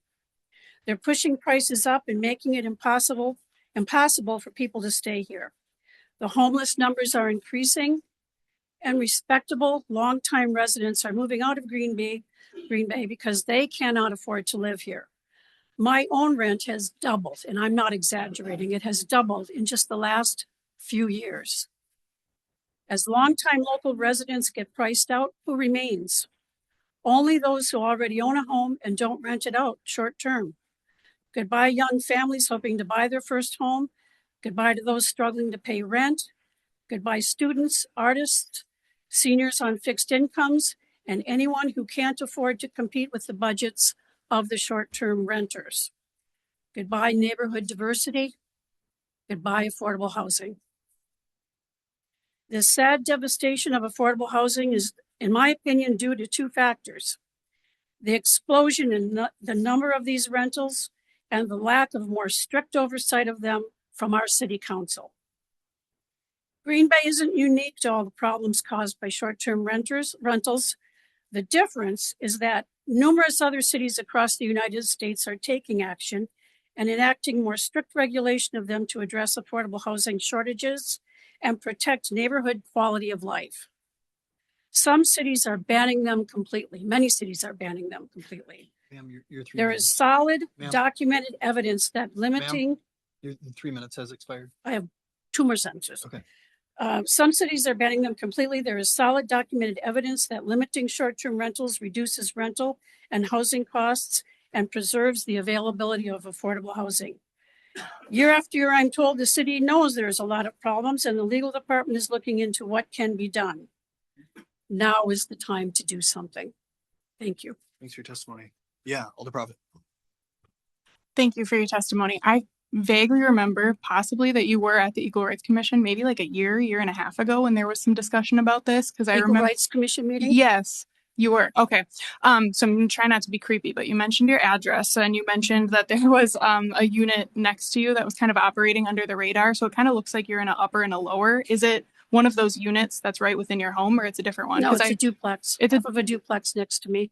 that's being utilized as an Airbnb under the As a radar? short-term rental. As a short-term rental. Okay. Nothing yeah. but problems. Nothing. Okay. Because I mean, I have the list. I think anyone who's been at the previous ones knows I have the list in front of me, and there's none on your street that are being permitted through the process. Right on, So I'm on okay. right next to a corner. Okay. Yeah, I It's on the appreciate corner. appreciate that, because I think that's another layer of enforcement. Like, you know, what does our process look like as a city when we get valid complaints that there are ones that aren't following our process? It's already very well Mhm. documented. So thank you for adding that layer. Questions? Alder Grant. Thank you. Have you contacted the police at all when you saw some of these concerns? It started most recently with, well, we've had renters there that had 4 dogs or more. When animal control comes out, the renters don't come to the door.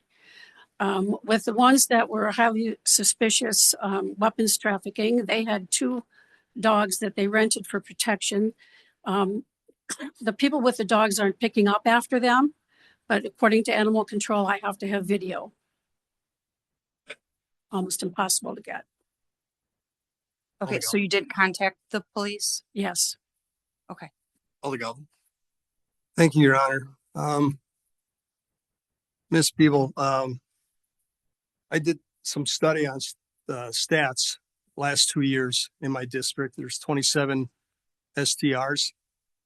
2 are owned by the homeowners. 10 are owned by people that live in the county. 10 more live by people that live in the city. 3 from outside the county but live in the state, and 2 are owned by people that live out of state. Total police calls for those 27 homes over 2 years was 26. After looking at each of those calls, only 4 of them I felt even came close to being of concern. And none of them, of the 4, only 2 were substantiated. None of the other ones were substantiated. Officers didn't find any evidence of any wrongdoing other than minor noise complaints or dogs defecating outside and the owner's not picking it up. So I just wanted to let everyone know that that's what's happening in my district. Thank you. Thanks for your testimony. Next up, we have Rick Skog.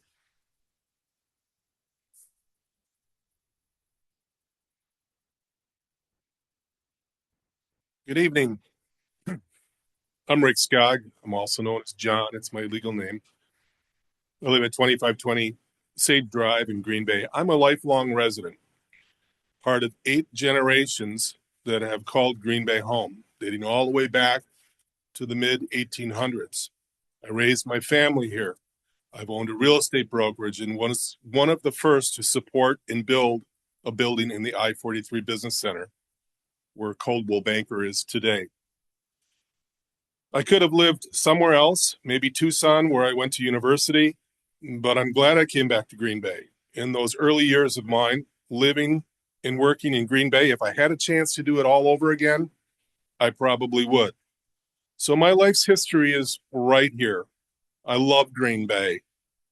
This has nothing to do with anything other than it's made me a pretty strong advocate for Green Bay. And that's an important characteristic for any host. I just want to talk for a moment about the alliance. We've been going back and forth, the alliance.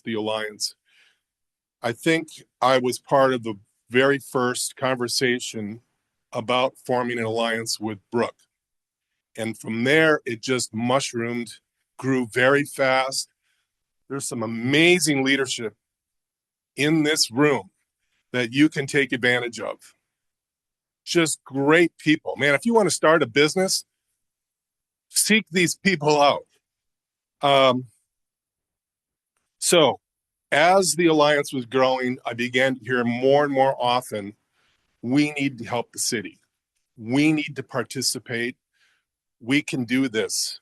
We can be helpful. And so I think that's an important part of what the alliance offers. It's really morphed into something now more than I think was originally intended. It was kind of a defensive move. And now it's kind of like, we can help. We can assist. So it's now much easier for you to communicate with all of the short-term rental people as well. 1 call, 2 calls, and everybody will know that you have a message. We didn't have that before.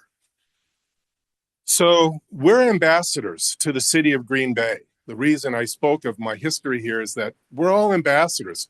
We're trying to make sure when guests come to Green Bay that they have a great experience. And housing is all a part of that, right? And so in our business, repeat customers is the name of the game. And what's good about that is it's good for Green Bay too. People are coming back with their discretionary spending. So I just kind of want to flip the script a little bit and say, we want to thrive. When we thrive, the city thrives. We can generate more room tax, $1.6 million last year, just from short-term rentals. Better employment numbers. You know what? We want you to be proud of us. We want you to help us. In return, we'll do our best to help you by bringing operators, data, and industry expertise to the table. We all want regulations that are fair, effective, and enforceable. We all want to protect our neighborhoods. When we work together, we can achieve a very acceptable outcome for all of us. Thank you, sir. Thank you. Any questions? All the rest. Thank you for your testimony. What is the STR Alliance proposed as ways to address the housing crisis in Green Bay? Well, there were discussions about diverting monies was one of them. I mean, I'm a firm believer that STRs are not impacting the housing shortage.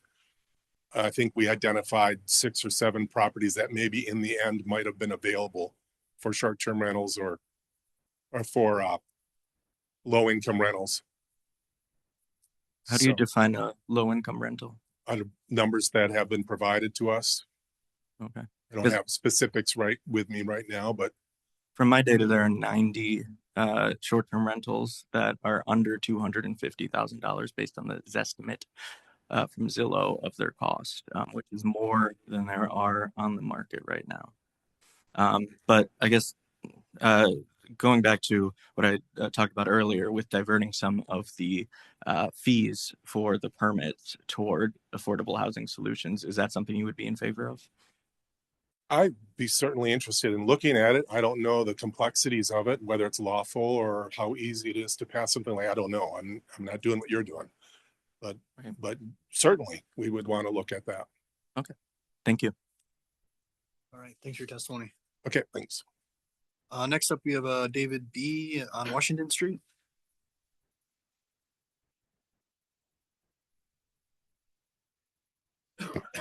Good evening. My name is David Badillo. I live in 118 South Washington Street, Green Bay. I'm in Alderman Johnson's district. I rise today as a landowner and aspiring landlord. We must embrace short-term rentals with open arms, much like Los Angeles County did.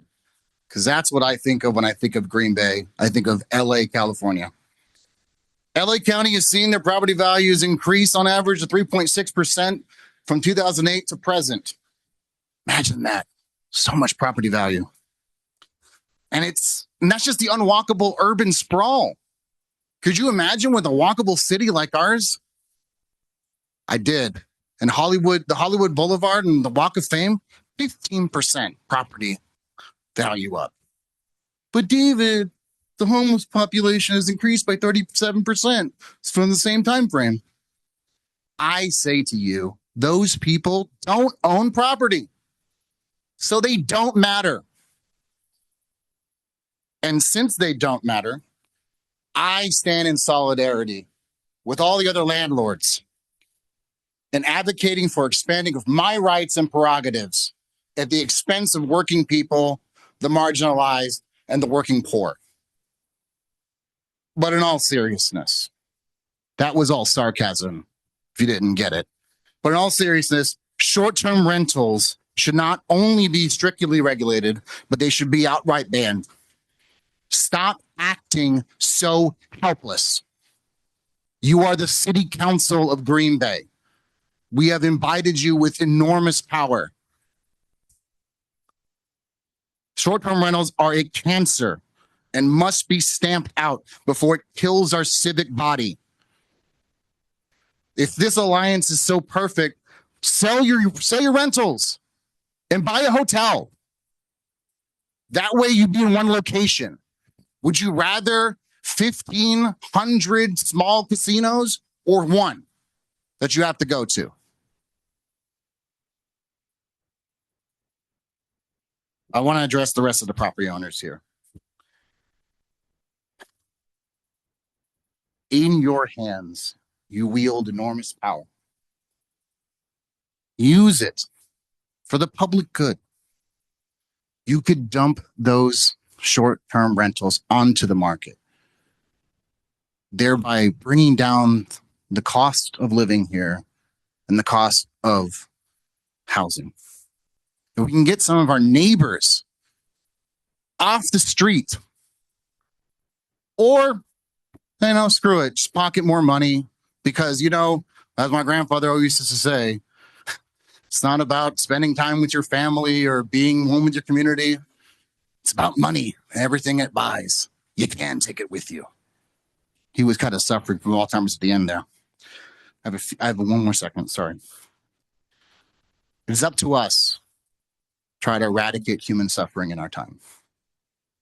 To plant trees we will never sit underneath. We cannot take it with us. We can leave it better than we found it. If you don't agree with me, by all means, turn Green Bay into a theme park for the rich. Any questions? All right, thanks for your testimony. Next up is Mark Danon.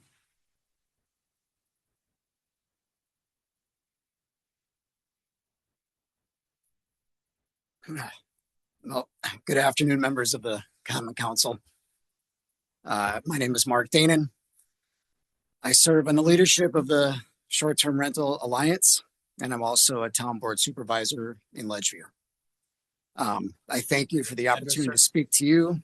Address? Address, sorry, 825 Spring Hills Court, Deep Ear.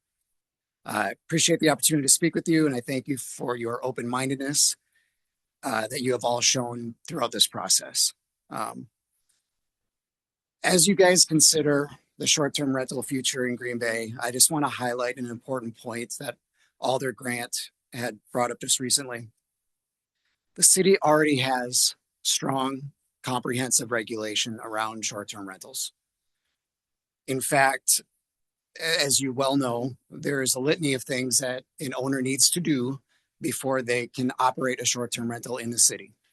Not the least of which, having it inspected by the county sanitarian, applying for the permit, providing the city with house rules, parking schematics, proof of insurance, etc. These regulations they're not just theoretical, they do work. They create accountability, they provide protection for our neighbors and our guests, and they give the city clear direction on reviewing, good operators from bad operators. But what challenges exist is not actually out of the ordinance itself, it's the implementation and the enforcement of what we already have.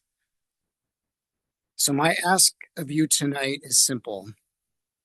Rather than adding new restrictions, things like a 3-strike rule that have a lot of ambiguity, I ask you and I implore you to continue working collaboratively with the Short-Term Rental Alliance, as Alder Ritterbusch had mentioned earlier. Because I think together we can strengthen and streamline the enforcement of what's already currently at our disposal in the city of Green Bay. We can improve how the tools that we have are applied, and we can be far more effective than adding on extraneous things that we probably do not need at this point. So I thank you for your time and your willingness to listen. And I appreciate the work you do for the community. So thanks for your testimony. Just a quick question for me, and then Alder Presley, just putting on your town of Ledgeview hat. I was just sort of curious if you all have grappled with this at all, or how it's been handled in the town. So we're a bit smaller. We haven't, as of right now, we do not have a short-term rental ordinance. Okay, got it. Thanks. Alder Presley. Thank you, Mr. Mayor, and thank you for your testimony. So would you then prefer, in terms of the 3 strikes rule, that we stay with our current ordinance, which allows potentially a revocation after 1 strike? What I would prefer is really having a seat at the table to actually really discuss this and what this looks like. Because I think right now you have the tools, right? But as we've learned throughout this process, there's a lot of, well, I didn't know that was a short-term rental, or I didn't know this, or I didn't know that. I think we need to do better at the tools that we currently have. Let's use them. Let's work together to just strengthen what we already have. Okay. Another question. Do you consider the short-term rentals a business, like the ones that you own? Are they businesses, or are they your house? I consider it an opportunity, and I consider it a value for the city of Green Bay and for those that come. Okay, so you wouldn't consider it a business? Again, as I've answered, I consider it an opportunity. Okay. Yeah. Do you think it should be regulated like a business? I think it is regulated. I think there's, if you look at the regulations that already exist, I mean, you can't just open up. And if you do, as one of the speakers said before, I think those are the ones that we want to use, these tools that you already have, to help enforce operators that are doing things without doing them the right way. So if we could regulate it like a business, where it's decided by zone, it has to be in commercial or mixed or whatever, would you be in favor of that, since it's already like a business? No, because I don't think that's right to determine what part of an area should allow tourists that want to come to Green Bay and spend time, and that they can only do it here or they can only do it there. I don't think that makes sense. Thank you. Any other questions? All right, thanks for your testimony, sir. Next, we've got Tyler Leroy.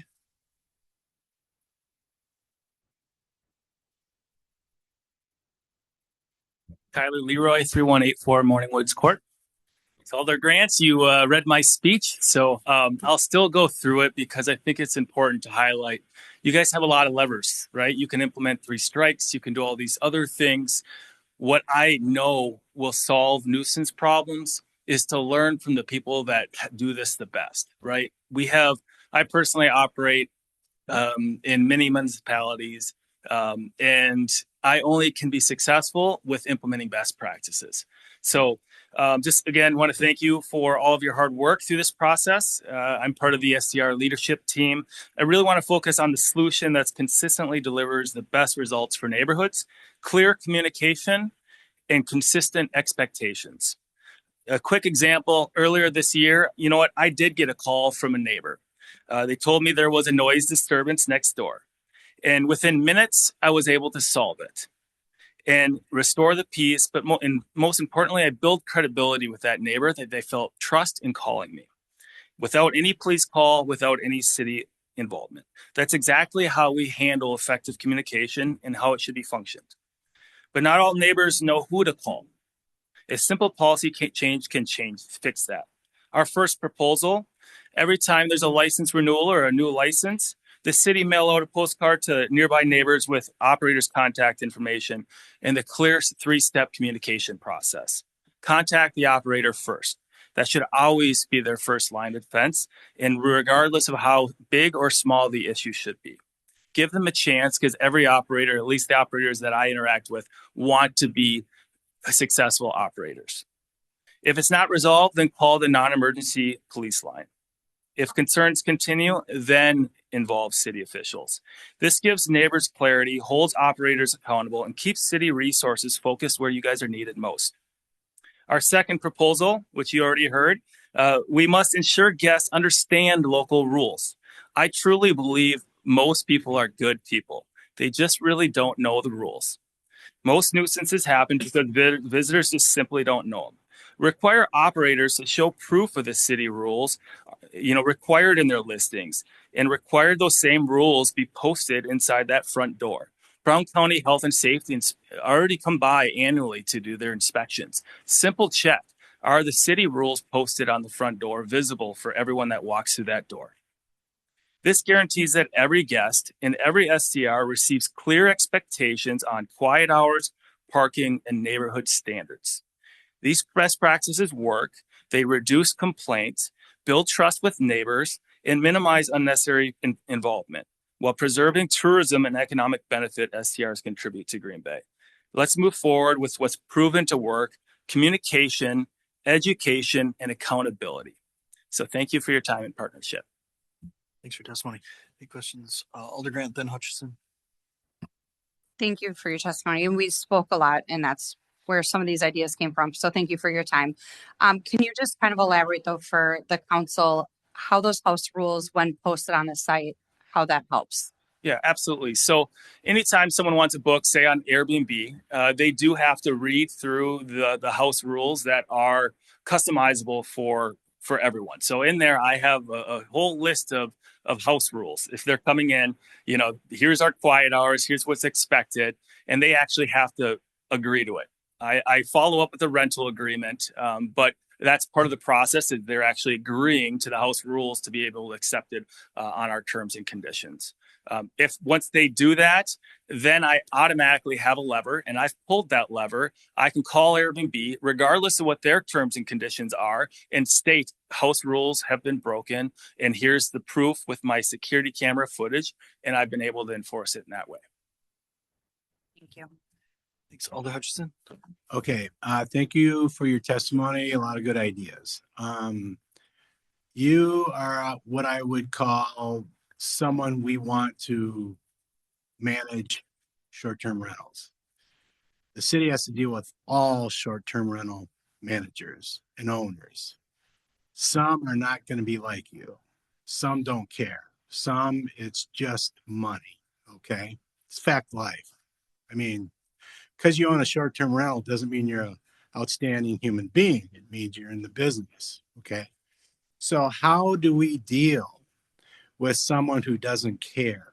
So that's why we're coming up with this short-term, the three strikes, is because all people are not like you, and we have to deal with it. And so what would you recommend if there's an owner or manager who doesn't care? What should we do? Well, it starts with forcing best practice, right? So things like the house rules posted on the house, in the house. I don't care if they care or not. It's going to happen if you want to be operating in the city. So a lot of that, I think it's just, we need to figure out how to force best practices. I think we have a lot of great ideas, and I think that's important for us to think through with staff involvement on just getting best practices forced in. And you guys have tools. I think a lot of things is just more education. Like, do we have quiet hours? Do we? Yeah, I think we do, right? But we need to vet out what are the tools that are already at our disposal so that we better utilize them in cases where they need to be utilized. Okay, but I understand you're saying information is good for people to know, but there's going to be bad actors. So we have to deal with reality of bad actors. So we have to come up with ways to do it. Yeah. We don't have to deal with good actors. Okay. We hope everyone is like you. So we got to deal with bad actors. So that's what we have to come up with our language. And we would look forward to help on this. How do we deal with that? So we're not like adamantly opposed of the 3 strike. We don't firmly support it because there's just a lot that needs to be vetted out with that because it can be misused. Where I strongly want you guys to go is implement best practices and see how it goes.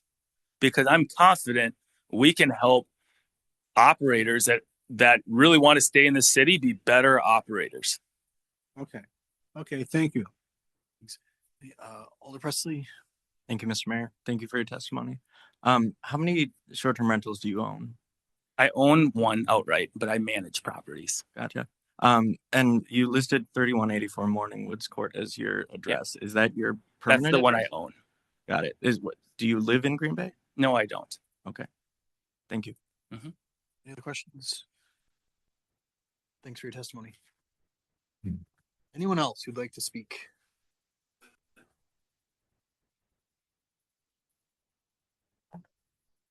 Thank you, Mayor. Thank you, Alders. I'll keep it very short and sweet. My name is Ryan Spouty. I live on the 900 block of Willard Drive in Ashwaubenon. It's my honor to represent both the west side of the city and the village in the state assembly. Just going to say the obvious, the state is the problem. We all know it. The state is the problem.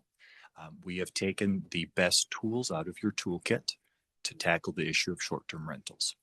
And after banging my head against the wall and screaming into the void for a few months down in Madison, I've come to the realization that any attempt to put those tools back in your toolkit, that's not going to happen until we have a new majority down in Madison, until we have a new speaker.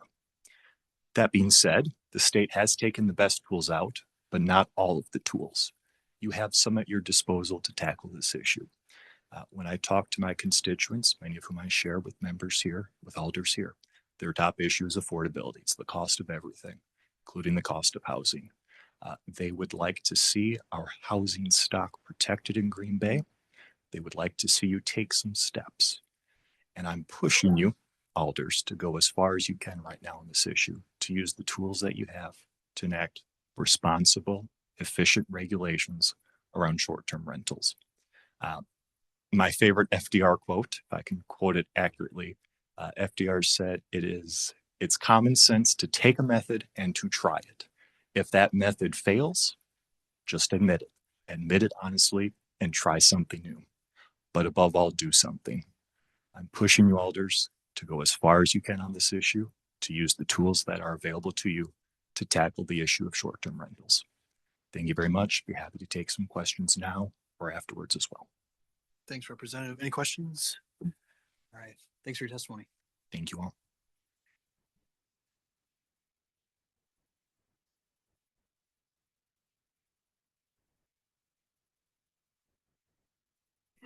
Ron Morris, 306 North Clay. I was here some time ago about a noise complaint with a property that has been closed. It was a dual sports bar. So I know a little something about good neighbors and not so good neighbors, and that the city will indeed take action on irresponsible neighbors. There's a couple of things that I want to point out. And a question that today has been answered for me, I believe, is this. The question about short-term rentals seems to be a response to the availability, or what is perceived to be the lack of availability of housing in the greater Green Bay area. And based on some limited amount of research that I've done, the amount of housing that's represented by short-term rentals is relatively small. It has been estimated that the short-term rentals represent approximately 3 to 5% of the housing necessary in the greater Green Bay area. And I believe that this council is already taking action on increasing the number of housing that's being made available in the range of it, whether it be low income, whether it be multifamily homes and so forth. But another thing that is pointed out and people continue to repeat over and over as if short-term housing is the problem is affordability. We might recognize that shortly after COVID, the price of housing skyrocketed, had nothing to do with short-term rental. We might also agree that income has been relatively stagnant in a variety of different areas, which has nothing to do with short-term rental product or the affordability of it. We might also, if we are not conducting lazy research, that jobs are fundamentally plentiful in the greater Green Bay area, but they're not necessarily in the same places where the housing is or where housing is. So there is something that I want to share with you because the question has been asked about responses. One of the things that I, in response to this this thing called 3 strikes policy, there's a draft ordinance in Galveston, Texas, a short-term rental licensing board, where 3 documented violations verified by police and neighbors in a 12-month period will trigger a review. The corrected issue does not count as a strike. Uncorrected will lead to a fine or the license being revocated or revoked. It happens to be aimed at 4,200 units. It's resident driven, and it has a lot to do with some of the same things that we've heard here. Believe me when I say I am also a short-term rental owner. I have a duplex and so forth. But I've also am a bit empathetic to the men and women who own properties that are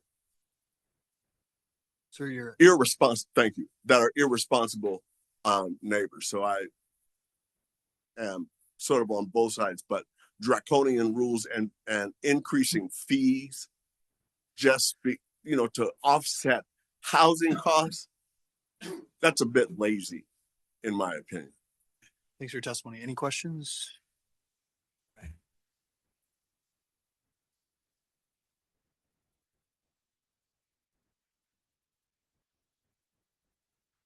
Hi, my name is Keith Schneider. I live at 1141 Guns Road. Something that hasn't been addressed in the 3 meetings that I've been to, and I would address Alderman Priestley's issue. My son bought his home, turned a 2-family nuisance home at 903 North Broadway into a single-family home with a mother-in-law suite, and used the mother-in-law suite as an Airbnb. So he lived in his STR, rented the upstairs off, and the upstairs as an Airbnb was the only way he could afford to buy his new home. And that's something that hasn't been addressed, is STRs can help a first-time home buyer. And there are things implemented within the city for turning 2-family homes into something just like this. It gives you preferential viewing so that flippers aren't buying the houses and stuff like that. So there are some things in place to help first-time home buyers with SDRs available to them. That's all I have to say. To your testimony. Thank you, sir.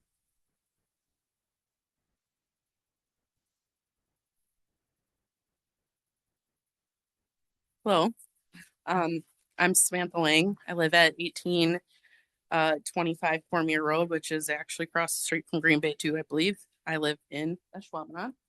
But I want to live in Green Bay. I actually moved here from Harrisburg, Pennsylvania. I used to work for Schneider for different opportunities with that company. Before I get started, this was given to me when I came in the door.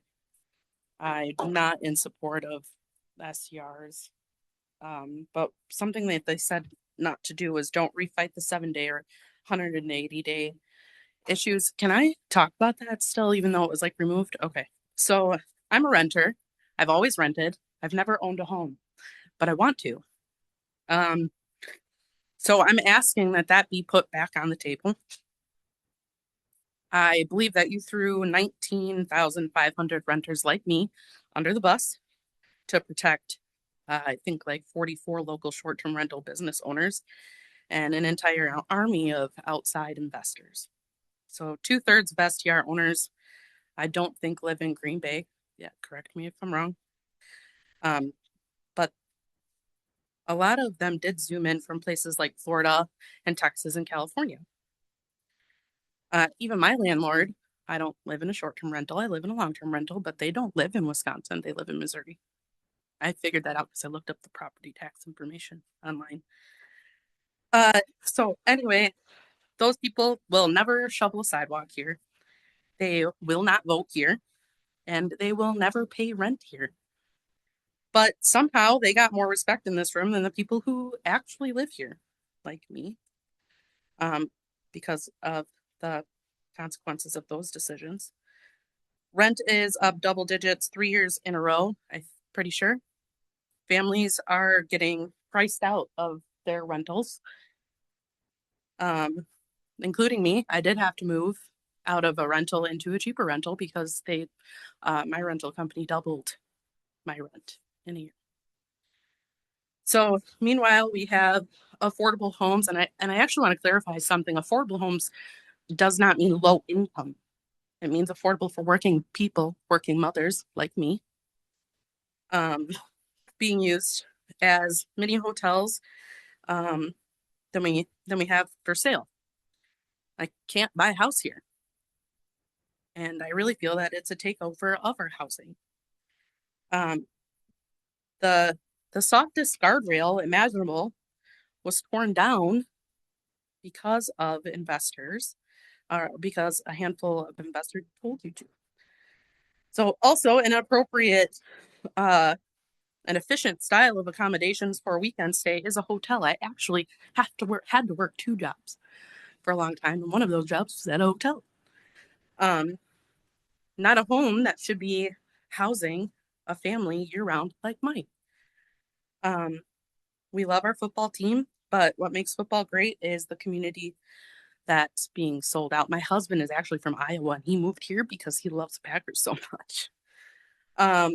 So I really think that you do have a choice, and that's to represent the 44 business owners or represent an entire city, and you cannot do both. So I would ask that you fight for the people who live here, not for the people that are profiting off of my back and our backs. So put that 7-day minimum and 100-day cap back on the table. Thank you. Thanks for your testimony. Any questions? Thank you.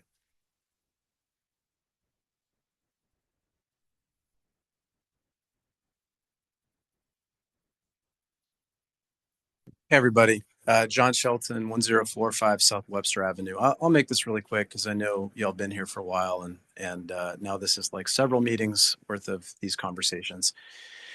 I was talking to somebody and they made me kind of think about this issue in a way that I think maybe we haven't thought about it.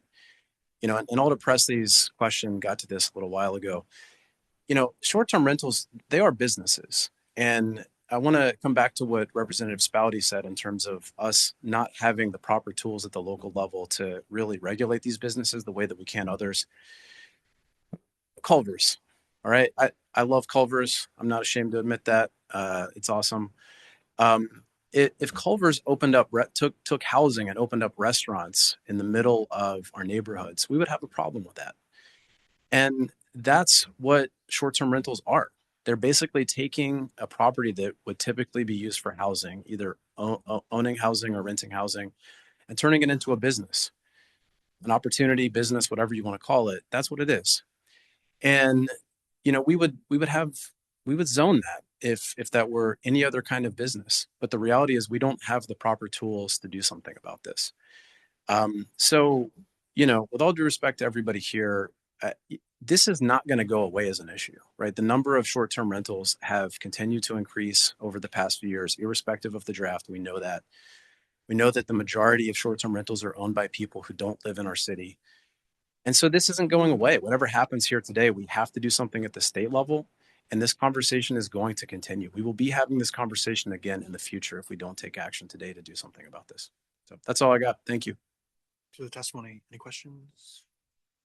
All right. Thanks. Anyone else? Last chance.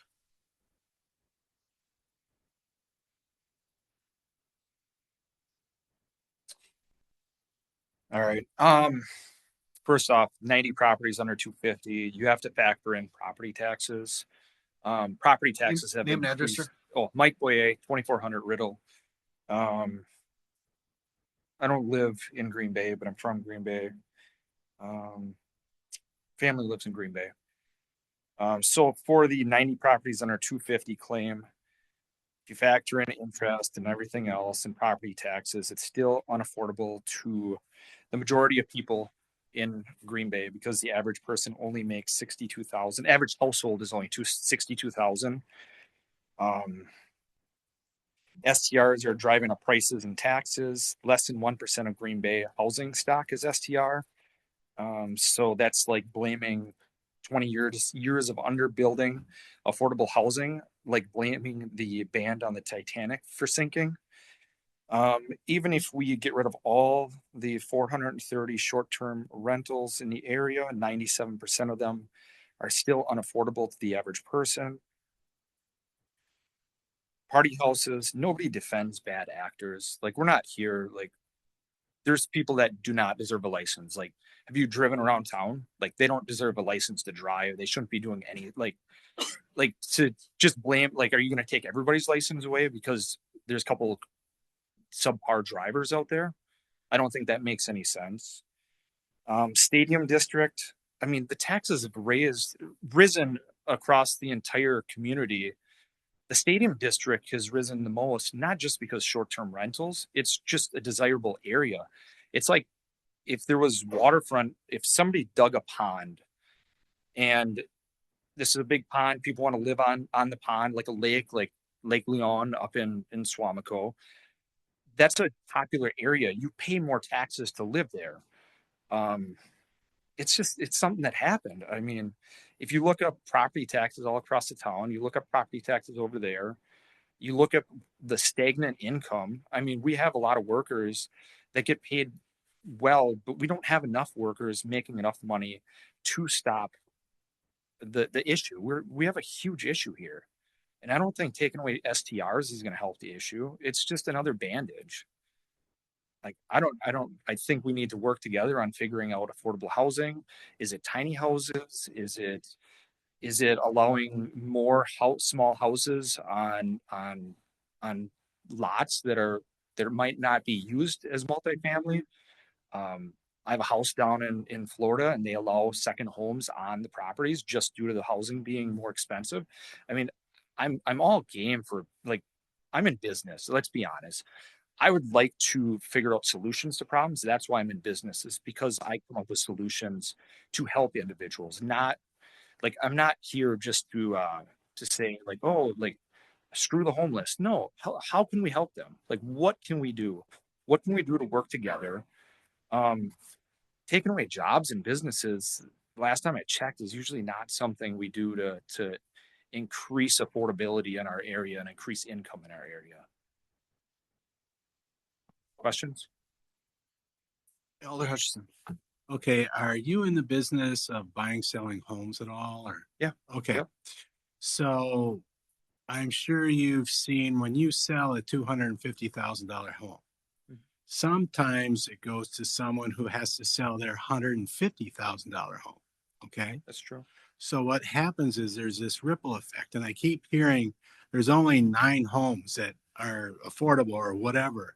That's not the thing. If all these homes were available, there'd be a ripple effect and there'd be homes sold to get those homes. So it's not 9, it's something else. And who knows what it is, you can look at it. I think the where we're at right now with the number of STRs is the volume is relatively small. I'm concerned if that number grows, this is a different deal. Okay, we're small now, 430, 450. That's a small number. So we're dealing with small inches. So I think you're right. The numbers are low in terms of homes, but it could get larger and that ripple effect would get much larger. So we have to just keep tabs on it. Okay. So thank you for thank you for coming up and talking. And you're in the business, so thanks. And there's 2 things. Like, I'd love to do like market research on exactly what you said. Like, under a $250,000 home buyer, is that going to be a first-time home buyer that's getting neighbor work funding and helping? Is it actually somebody like? Is it 1 out of 3? Is it 70% have a home to sell? I mean, you'd really almost have to do a study on that to figure that out. I agree 100%. And also, I think we would also have to look at how many new building permits are being issued in the citywide, because we are still underbuilt. It doesn't, like, whatever, you get rid of the 430 houses. How many people are on the streets right now? Or how many people are camped out, 5, 6 people to a home that should only be sleeping 2, 3? Like, it's huge. Like, we got to do way more. We got to work better. I agree. Thank you. All right. Anything else? Thanks. All right.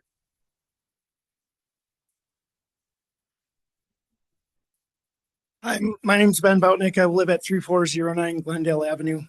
I'm a short-term owner. I'm a short-term manager as well as a realtor in town. And to echo the sentence of, yes, there is probably people have to sell a home to buy a home.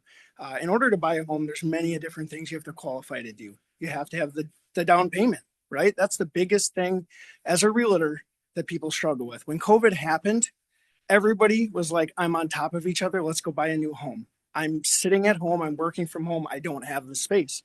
Everybody went out. They bought a new home. Interest rates were low. People were able to buy more expensive houses. They were able to spend more money. If interest rates drop 1%, people can technically, numbers, there's some lenders in the room that can justify this a little bit better, but they can afford up to 20% more. If somebody's at $200,000 and interest rates drop 1%, they can now spend 20% more. Interest rates go up, it's 20% less. So as rates go up, affordability is out the window, right? So when COVID happened, everybody started moving. In order for us to get people into homes, we have to find a way to help them with down payment assistance. We have to find ways to help them with their down payment. There's grants out there, NeighborWorks. We need to find ways that we can put more money into that to helping people.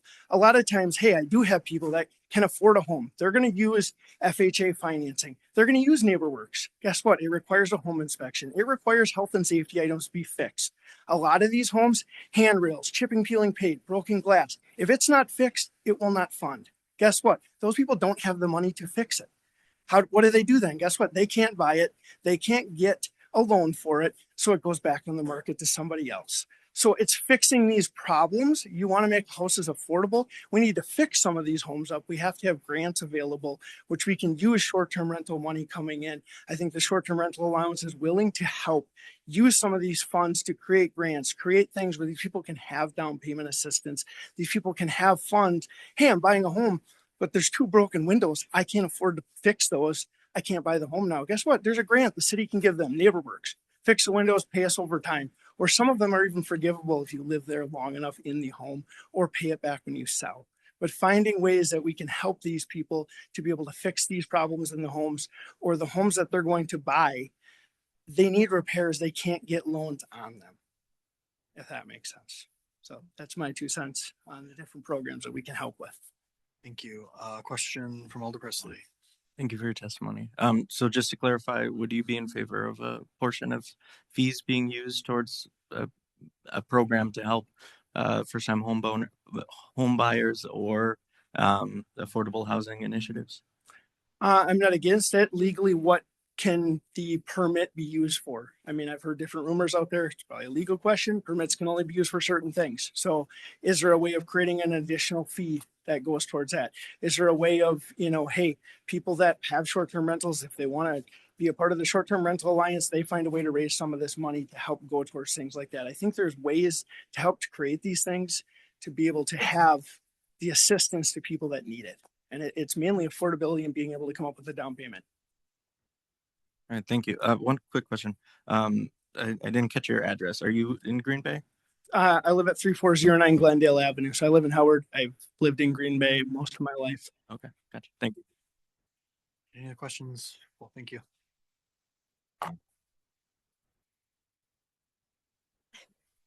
Hey, everybody. My name's Rochelle Allen. I'm at 1061 Roland Lane, which is technically the boundary of Howard and Green Bay. But my boyfriend and I have been trying to find a home in Green Bay since 2022. It's been a struggle. At least 12 months, 21 homes looked at, 3 offers made, nothing to show for it. So we are still trying. But one thing that hadn't been brought up that I would like to point out is that a healthy vacancy rate for a community is usually considered between 5% and 8% vacancy of housing.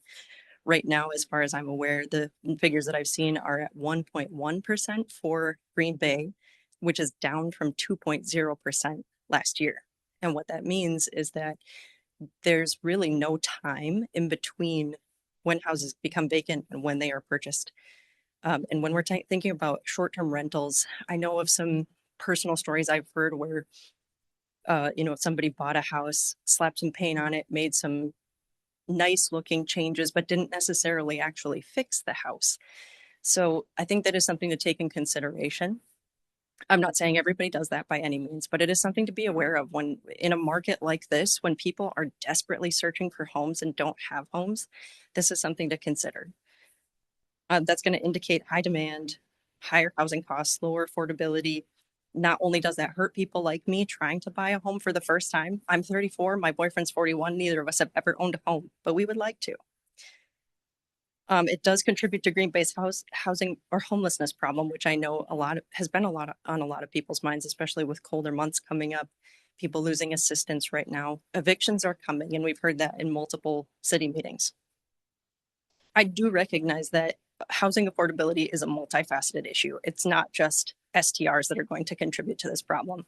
It sounds like we've made some great strides in removing some of the red tape for builders, trying to come up with some other possible solutions, but capping STRs or helping to limit them, making sure that they're in the hands of right owners or operators, is that something that can help people like me in the meantime?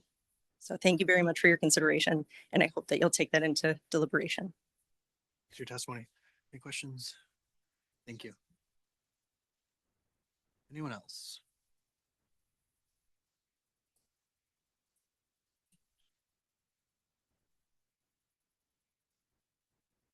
I'm Tanya Westmoreland. I live at 317 South Oakland Avenue. I am a 25-year renter. I stayed in this city because it's one of the greatest cities I know.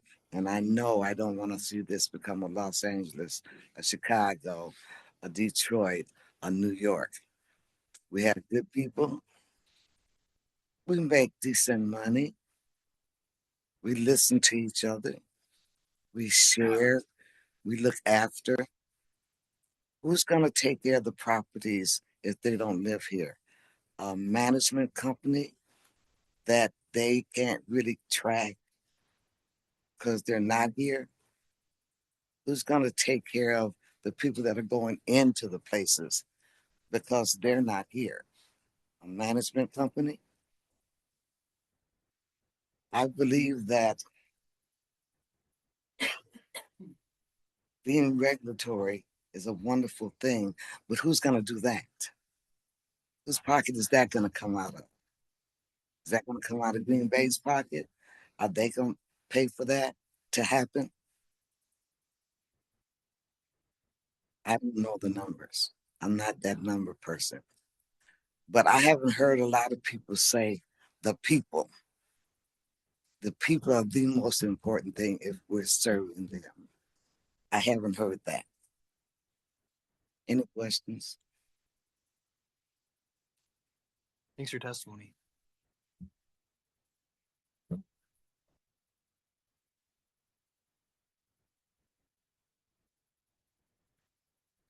Hello, my name is Tyler Cabot, 111 North Broadway Street. I want to thank the council for hearing us all out and having these conversations. I think it sounds like everyone agrees. The silver lining here is that we did create the Green Bay STR Alliance, and it sounds like we're going to continue to have conversations around how we can improve and work together. So that's really encouraging. A couple points I'd like to touch on that I heard tonight. Jim, I believe I heard you point out the number of STR licenses, and I think it was pointed out that the numbers had dropped from 24 to 25 after the draft. And I can speak from personal experience, at least with our management company. I've seen 3 of my owners have to sell in the last year because STRs are not as profitable. So these are properties that did go back into the market. So I think there's enough data in front of us to show that we may see the number of licenses drop at renewal time next year. So we keep talking about 440 properties.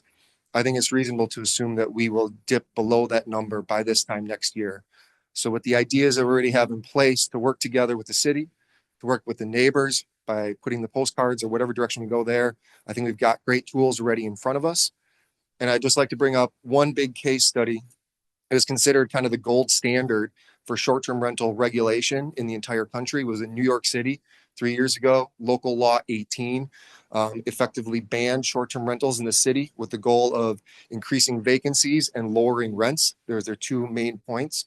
The number of short-term rentals dropped by 90% in the largest tourism economy in the United States. And as recently as of September of this year, there are a number of groups working with the city of Green Bay to drop those regulations and pull them back. It's very well documented. I've got an article I can share this directly from Airbnb to show that there was 0 positive impact on local rents, local vacancies, and that it actually hurt the local economy by the number of jobs that were lost and the lost tax revenue as tourism numbers in the city have dropped from 24 to 25. So if we use that as the gold standard, what happens when you strictly regulate short-term rentals, I think what the city of Green Bay is doing by working with us, working together to come up with sound practices, best practices, help us work with the bad actors. I think we're moving in the right direction. So thank you for your time. Thanks for your testimony. Alder Presley. Thank you, Mr. Mayor. Thank you for your testimony. So just to update the numbers a little bit, as of the 31st of October, it was 444. As of the 26th of November, it's up 10 with 5 more in the process of getting permitted. So the numbers are going up. Does that change your outlook on what might happen? I don't think it does based on what I'm seeing across the market. Airbnb bookings are down 20% across the country. That's pretty significant. And that's why we're seeing more people have to sell. So I think we got to wait for renewal time, which is not going to be until June.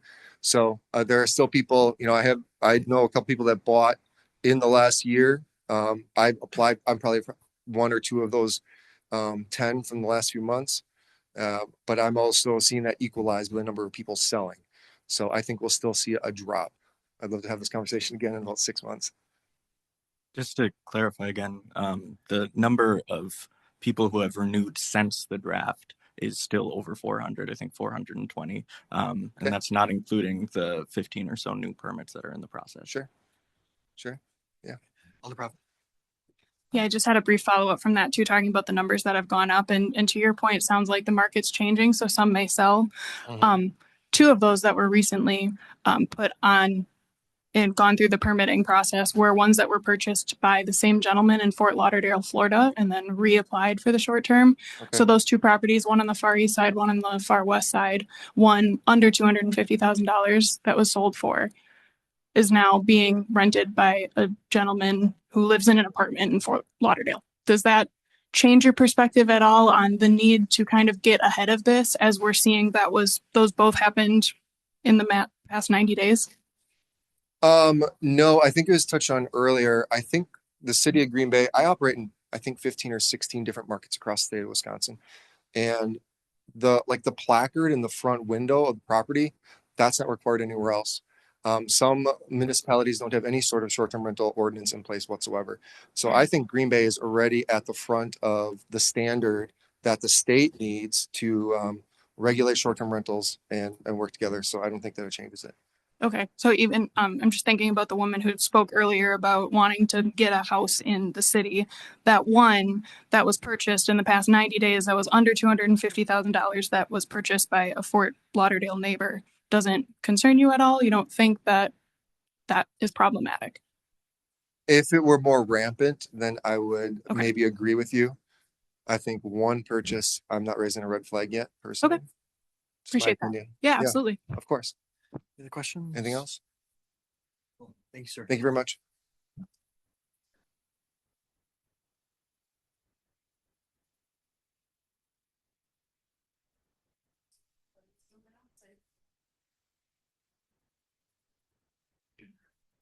Hi, folks. My name is Charles Knight. I own and live at 711 South Broadway, which is a mixed-use multi-unit property in a downtown. As a resident, a business owner, and a landlord, I'm speaking with you in support of the proposal to regulate short-term rentals in our city and to speak to their impact on our housing stock in Green Bay and our neighborhoods. It's vital in our moment in Green Bay for us to provide housing to working-class residents who dream of joining and contributing to our community. As you all know, the discussion on the floor about STR regulations is only a small piece of a larger holistic conversation about providing long-term housing stock in our city, but it's a really important piece. As we have proven results to turn to as a proof of concept in other cities, STR regulations across the United States have stabilized home prices and created thousands of long-term residential units for their populations. A family residing in their long-term home has a much larger financial impact on our local community than short-term visitors. Long-term resident families invest in our neighborhoods, spend in our businesses, work in local companies, volunteer with nonprofit organizations, and contribute to our city in innumerable ways. They're the small business owners and entrepreneurs who hire fellow residents. They're the voluntary neighborhood leaders improving Green Bay at the street level. They're the artists and musicians who improve our quality of life. And they're the children who play in our parks with their other neighborhood children. The value of providing an affordable home is priceless and incomparable in any way to short-term visits. Ultimately, as you all know, you all represent the residents of your districts. Affordable housing is the discussion facing our community and the thousands of working-class families residing in your districts, and the discussion will continue for years to come. A lot of the people in the room with us and a lot of the biggest voices in the conversation over the last number of weeks are not Green Bay residents and will not be voting in the upcoming elections, as you know. But the long-term resident neighbors in your district will be voting based on whether you looked out for them and their neighborhoods and providing them with long-term neighbors. Please consider Green Bay families first and support Green Bay families in achieving the dream we all have of participating in our community and owning or renting our home. Now is the time to support regulations and create long-term rental housing for Green Bay. Thanks for your testimony. Any questions? Alder Johnson. Mr. Knight, you had mentioned, because I admit, like, this is an area I've been struggling to find reliable data. You had mentioned that multiple cities that have passed policies that have created thousands of units with stabilized rents. What cities and what policies did they pass? I can't speak to the specific policies. I don't have that data in front of me, but Minneapolis is a city that stands out to me. And you saw Minneapolis housing starts crashed after they passed their affordable housing policies. Well, I don't have the data in front of me, so I can't debate it. But my understanding is that similar regulations in Minneapolis and Vancouver is not a U.S. city, but a North American, Midwestern city. When they substantially regulated STRs, that resulted in stabilizing home prices, created thousands of long-term residential units for those populations. I think there are probably a couple of alders here who are more experienced in that specific data who could answer that. So I'll defer to them. But I I'm believe happy to that take a there's look at proof of concept. Vancouver. That's certainly not one I've heard of to date. I know in Minneapolis, though, their housing starts actually crashed significantly when they passed some of their policies. And I'm sincere when I say I've really been struggling to find examples of cities who have passed policies that have seen the desired outcome that a lot of folks are talking about, right? And so that's why I was just curious if you had specific examples. So Yeah, I'm not familiar with the data you're speaking about. okay, thank you. Thank you. Yeah, Alder Gallon. Mr. Knight, at least in my district, just over 40% of all STRs are owned by residents of this city. So what do I tell them when I tell them I'm going to take away their extra income? Well, was an exemption spoken about exempting owner occupants? No, I hadn't heard that. Or what do we tell this gentleman's son if he wants to buy a home and put in a small apartment that allows him to be able to own a house in Green Bay so his family can live? Yeah, my conversation that I'm bringing to the table is pretty broad strokes, but I'm totally supportive of owner occupancy exemptions.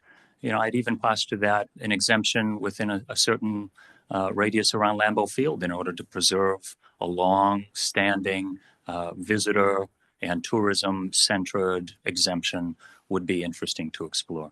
I'm not serving on council now, but I liked the idea of Green Bay residents invested in this community and living in their neighborhoods, and providing long-term rental or even short-term rental as long as they're a long-term renter. I find that exemption, that'll probably prove to be the same kind of investment I'm talking about with a long-term resident. Okay. As far as people from outside our community that own short-term rentals, how do we address the people from outside our community, from outside our state, that own a substantial amount of our long-term rentals? And their only investment here is to make money. How do we address that while we tell the short-term rental people from outside the community, we don't care about you, but what do we tell how do we balance that?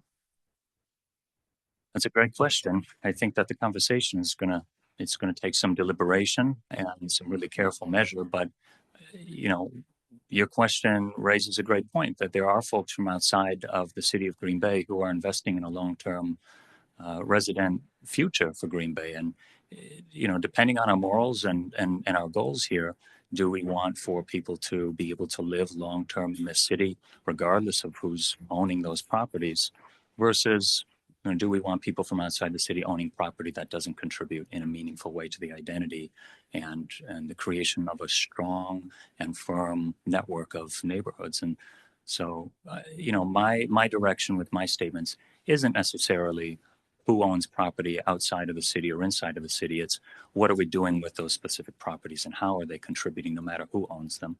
And ultimately, the question, before all of you is whether someone lives in the city of Green Bay or outside, whether they own property or don't, who are you beholden to? And a lot of the voices that heard in this room and over the course of this conversation have been, pointedly folks who have made a long and admirable trip into Green Bay in order to protect their business interest. And I don't blame them for that. But, it's up to us as people who run for office and people who care for the city and represent it to listen to the people living here in Green Bay. Thank you. Yeah, thanks. Alder Grantham Presley. Thank you, Mayor.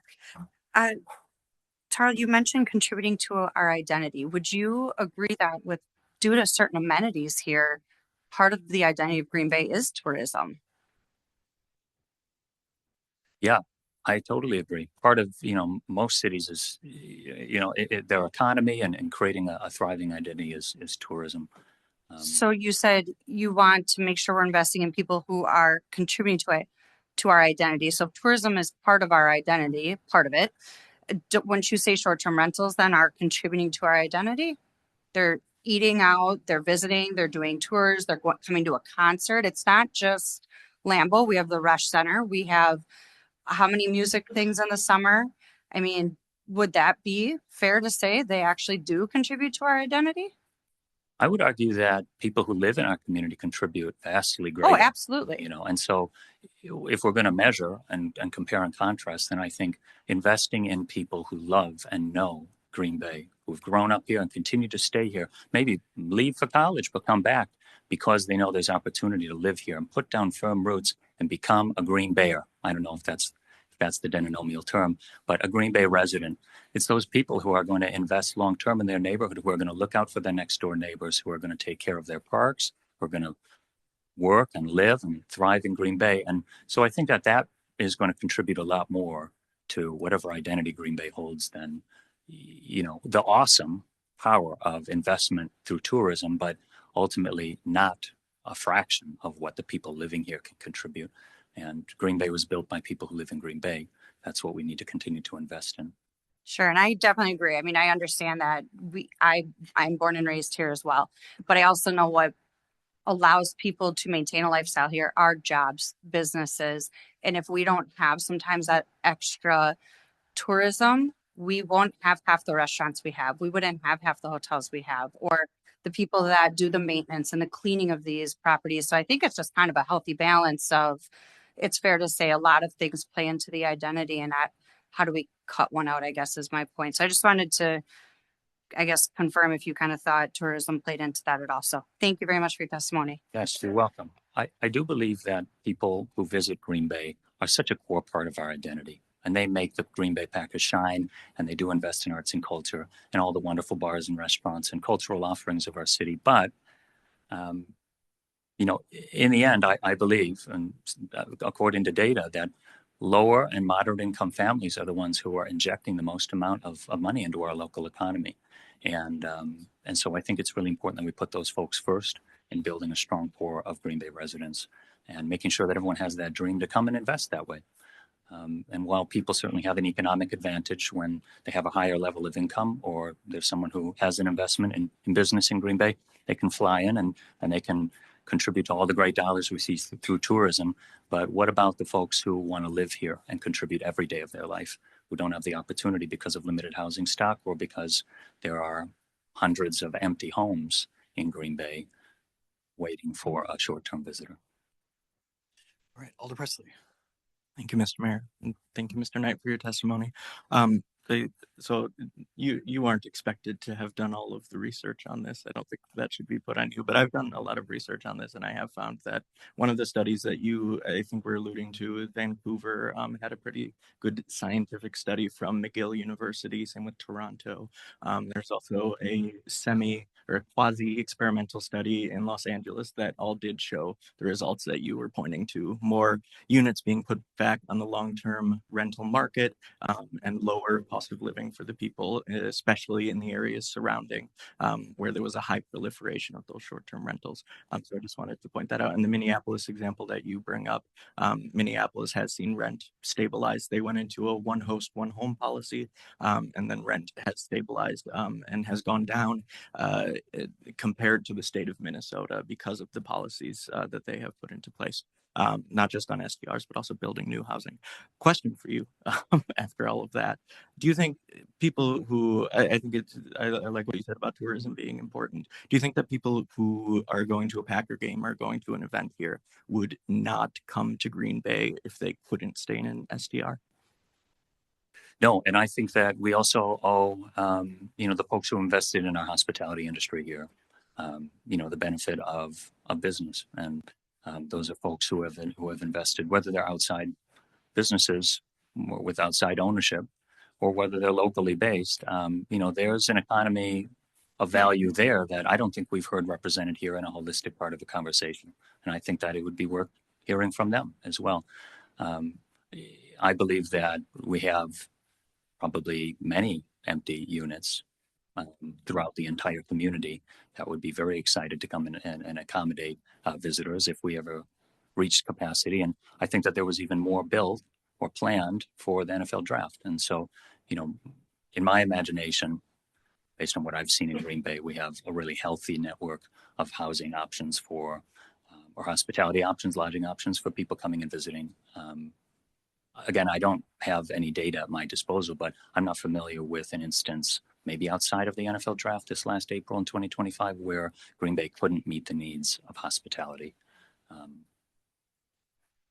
Thank you. All right, anybody else? Thank you for your testimony. Alderac. How about you? Oh, I'm here thank all you, night, Mayor. folks. All right. Yeah, you're fielding a bunch of questions. And I do think it's pertinent. When you travel, have you ever stayed in an Airbnb? I think I have.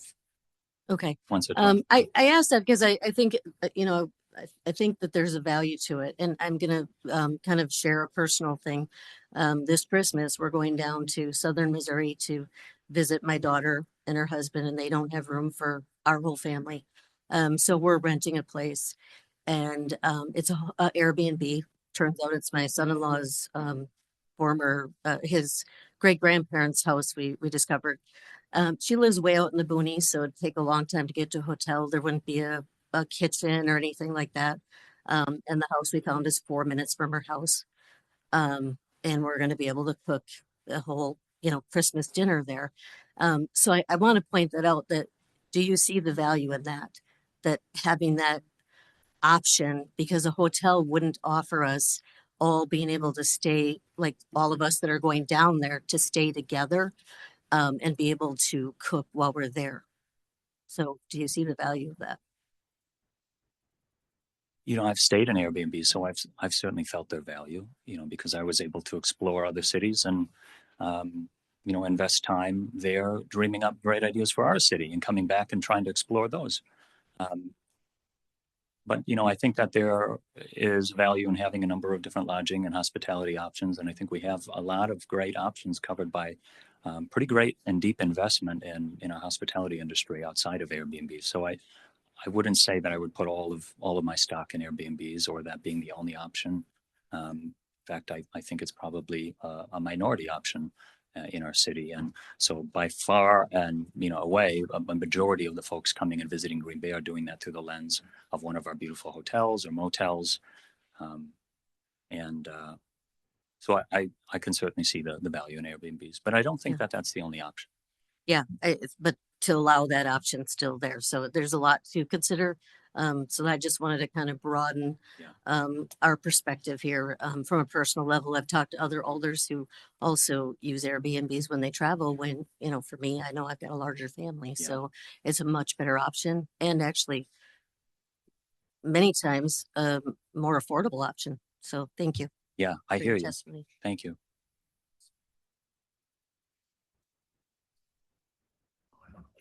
Any other questions?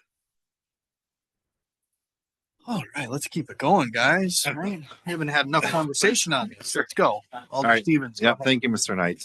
So, as a lot of people know, you are the chair of our neighborhood associations. Has anybody in your capacity reached out to you regarding this issue that we're dealing with tonight? I have had neighborhood leaders and neighbors reach out to me about this, particularly where, my speech in the past couple of weeks has been concerned.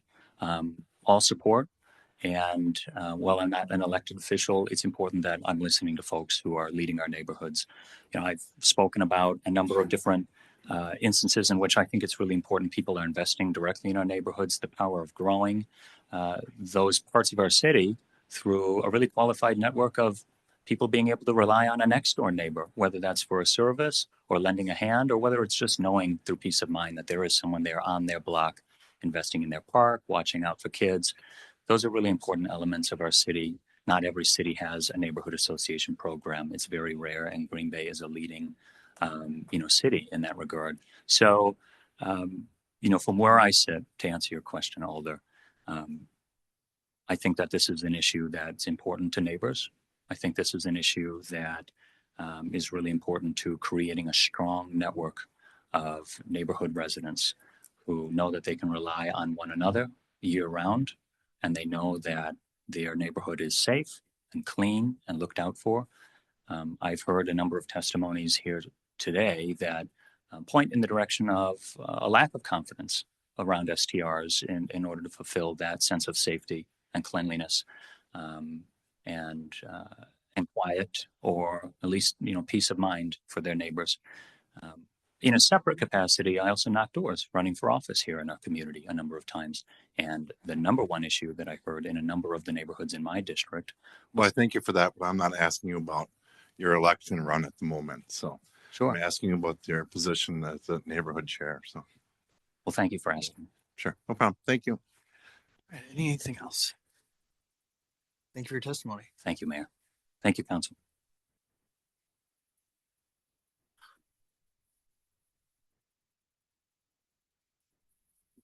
Good evening. My name is Ben DeBaker. I live at 901 South Oakland Avenue in the city of Green Bay, District 9. So I am a constituent of the current and the running person. Wanted to speak more on the personal level, no numbers, figures. I own an STR. I live in that STR. That is my home. I'm there. I take care of things. I participate in the neighborhood. I know there was a piano right in the park that Carl donated. It was destroyed. I didn't like that. I found it 2 days before it was destroyed. And I was surprised and I was appreciative of that. I like my community to stay nice. I am also an STR owner. And to the comment that they can't find housing, I couldn't find housing either. This was my alternative. I find a multiplex that I can live in the bottom and make ends meet by renting out. Another thing is, they're talking about long-term renters contributing to the community. I challenge you to figure out how many people in those long-term rentals actually do anything other than sit in their house and go to work, if that. If you want to group all of us as these corporate villains trashing the city, look at it that way too. Because I can guarantee you there's some people that just took offense to that long-term comment. Okay. We have a lot of neighbors, girls, boys, little kids that come over to our place looking for a place to hang out and be themselves because their homes are broken. We set up activities with them, try to contribute to our community, and make them feel at home when they don't have a great home at home.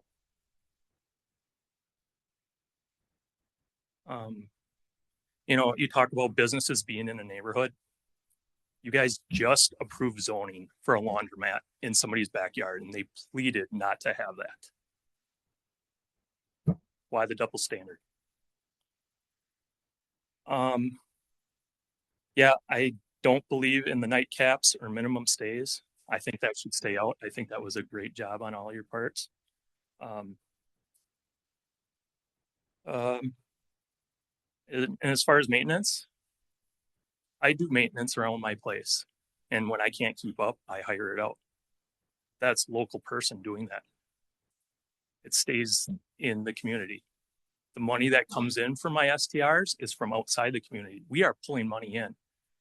We are also making up for the bonds that are paying, like the KI Center, with those taxes.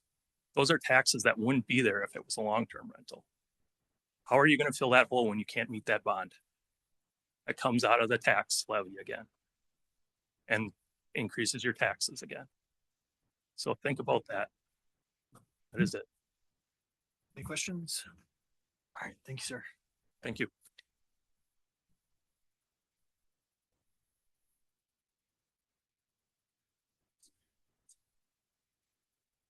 Hello, everybody. Thank you so much for being here again tonight, and sorry to have to all talk again, but we had some more opposition, so here we are. My name is Brooke Tassel, and I'm a member of the Green Bay STR Alliance leadership team. And before we jump in, we all just want to say a huge thank you for not only the time you've put in, but the thoughtfulness. Not only in these meetings, we've had meetings externally with almost every single one here, even the people who wrote this communication. And we can't thank you enough for that. it's clear a lot of time has been invested to hearing all sides, and we want to thank you for the responsible decisions that have been made so far at the first council meeting and at the plan commission to remove the harsh restrictions that would have essentially put STRs out of business. Moving on from that, well, first of all, we have one big ask up front, and that's not to put those 2 restrictions back in. And then moving on from that, we just want to touch on some data we shared at the plan commission meeting to show how STRs really do impact neighborhood safety. When we zoom out, as much as we do respect the neighbors that are having problems, we see, as Alder Grant mentioned, that it isn't such a big problem. It is isolated instances. We pulled parcel data for 442 licensed STRs in Green Bay, and we compared police calls from when they were long-term rentals, yearly police calls, versus when they got converted to short-term rentals. And we saw an average reduction of 93% across all 442 listings. And how that translates into actual numbers, there were 478 police calls yearly on the same set of properties as a long-term rental. And there are currently 62 calls yearly. So that's reduced from about 40 a month to 5 a month out of all of those nearly 450 listings. So at a broad level, it's clear that STRs in Green Bay aren't increasing nuisance. They're actually making neighborhoods safer. And even though the data shows that, we hear the neighbors who are worried about the nuisance properties. We agree that accountability matters, that policy updates may be necessary moving forward. But we are concerned about the 3-strike rule being really ambiguous right now. We don't know how someone will be led to getting a strike. We don't know what the penalties will be for getting a strike. We've heard a huge range of conversations and ideas the last couple meetings of 3-strike rule, but it sounds like it's still like completely in the early stages.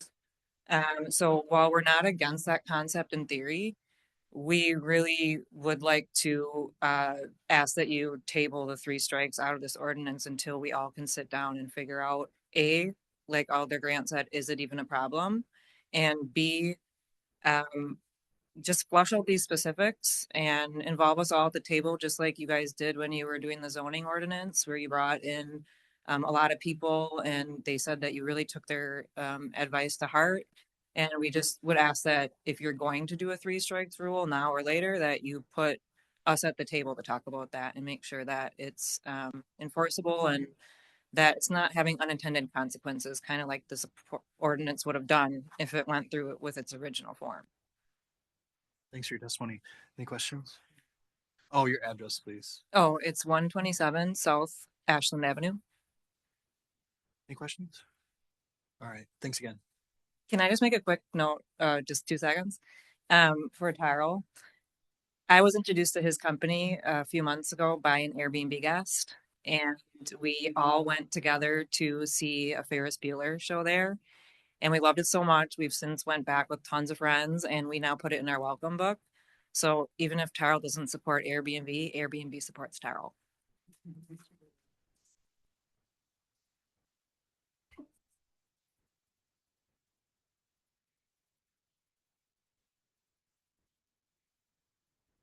Yes, hello. My name's Aaron Kraus, 1705 South Ridge Road. Thank you guys for your time. I really wasn't going to speak today, but one of the things nobody's addressed in all this is it's all about short-term or low-income housing, affordable housing. The biggest issue, it's not just a Green Bay thing, it's a nationwide thing, it's a worldwide thing.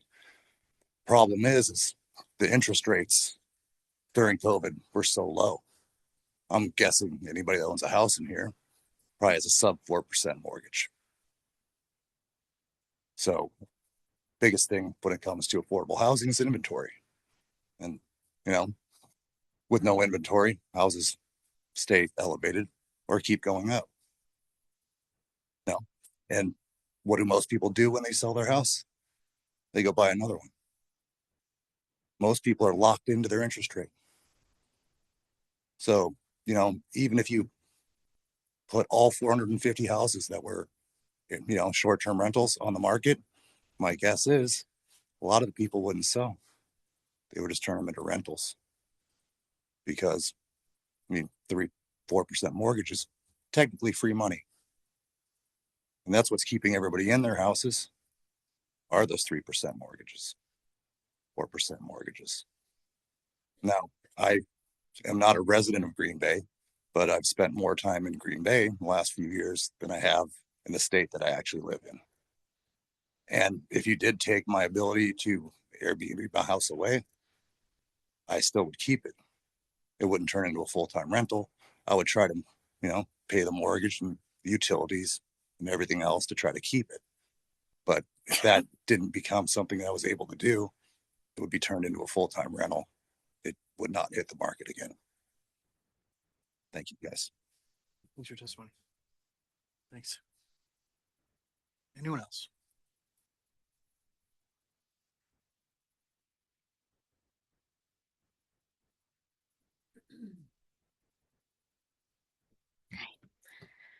Amber Edwards, 2434 Sycamore Drive, Green Bay.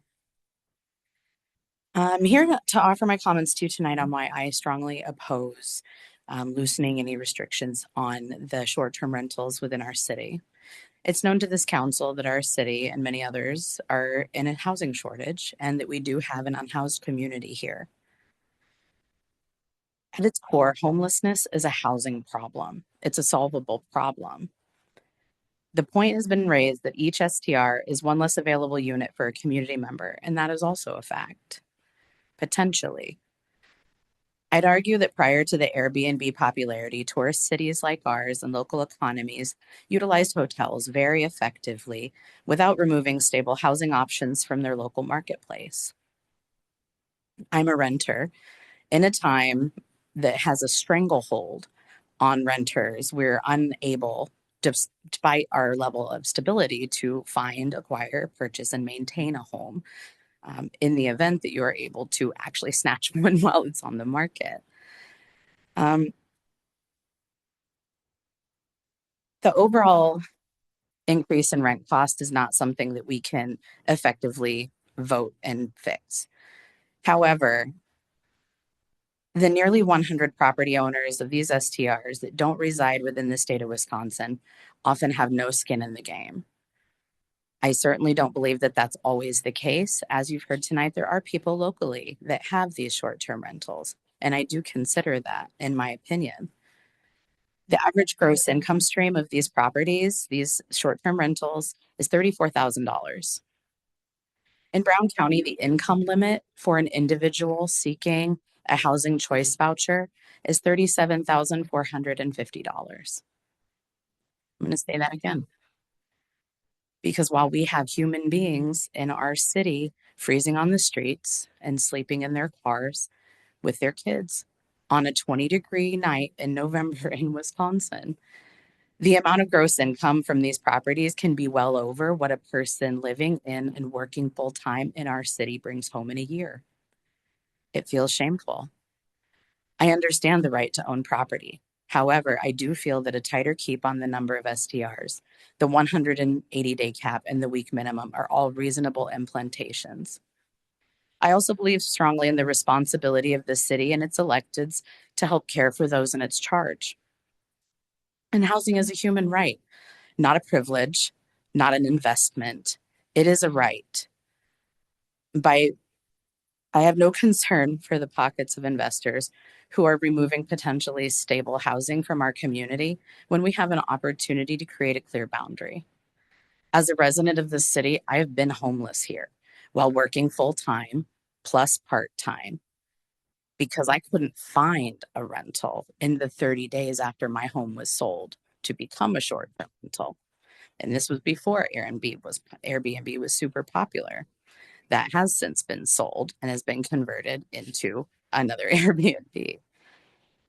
But despite my experience with housing insecurity, I do believe in the ability to fix the system here. As Joshua's, the chair of Joshua's Housing Task Force, as the co-chair of the Brown County's Help for the Homeless Hygiene Drive, And as the Housing Programs Director at Veterans First of Northeast Wisconsin, I speak loudly for those that can't be here tonight and for those whose stories live in me and aren't mine to tell. I respectfully ask this council to be firm in your resolution to build a framework in this ordinance that will offer a fair and reasonable solution. I do believe in the city's ability to maintain its tourist, reputation with the hotels that we have built since I've lived here. This is a multifaceted and challenging conversation, and I'll leave you with this fact. The unhoused population of this city has nearly doubled according to the PIT counts from 2022 to 2023 to 2024. Nearly doubles every year.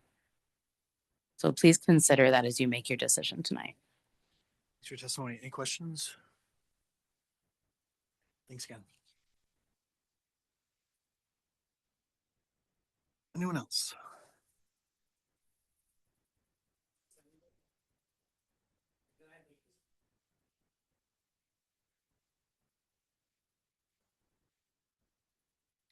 Hello, my name is Taylor Pop. I live at 137 Holland Street in Pulaski, but I've lived and worked in Green Bay my whole life.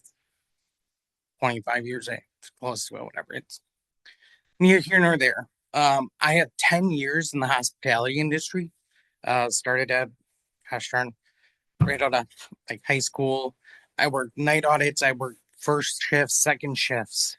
I've seen how expensive living a week in a hotel is. Airbnb, when they started taking off, dropped a lot of our rates.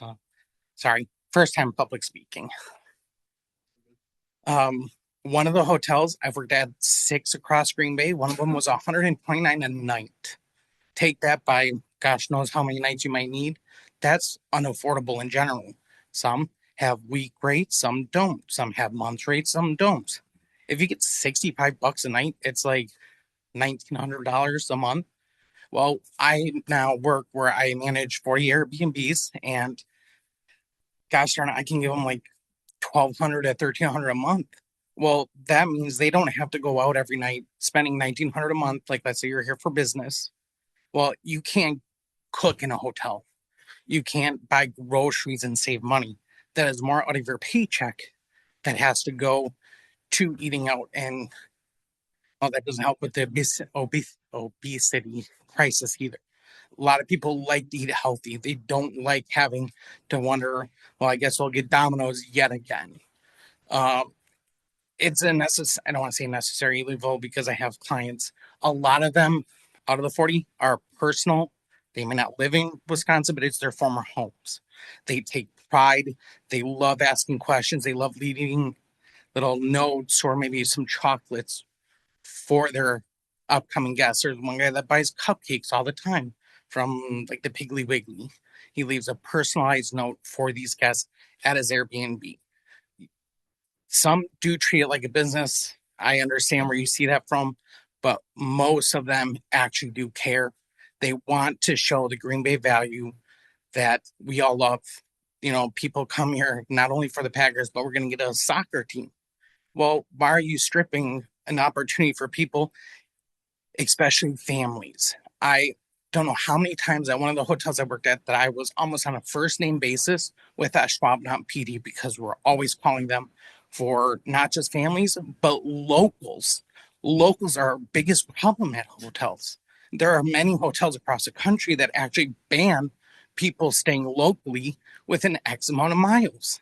Well, nobody wants to deal with that. If you, gosh darn, want to come in, you want to be able to, have your grandkid with you. If you have your brother and sister that maybe you haven't seen in like, gosh darn, 5 years, and you want to have a Christmas, Thanksgiving, or a family vacation.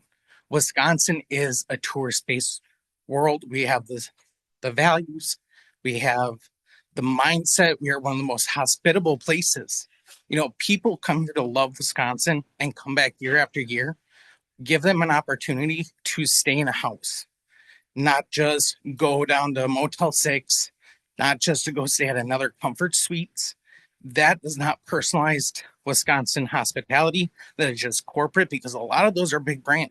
Marriott doesn't care about Green Bay. Choice doesn't care about Green Bay. because a lot of those are just overall branded. So I think someone with 10 years in hospitality, I haven't heard anybody really talk about that half of the business aspect of the tourism. Thanks for your Thanks. testimony. All right, thank you, sir.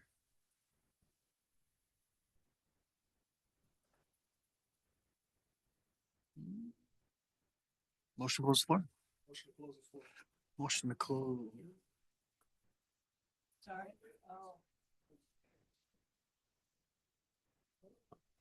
If anyone online would like to speak, please raise your hand.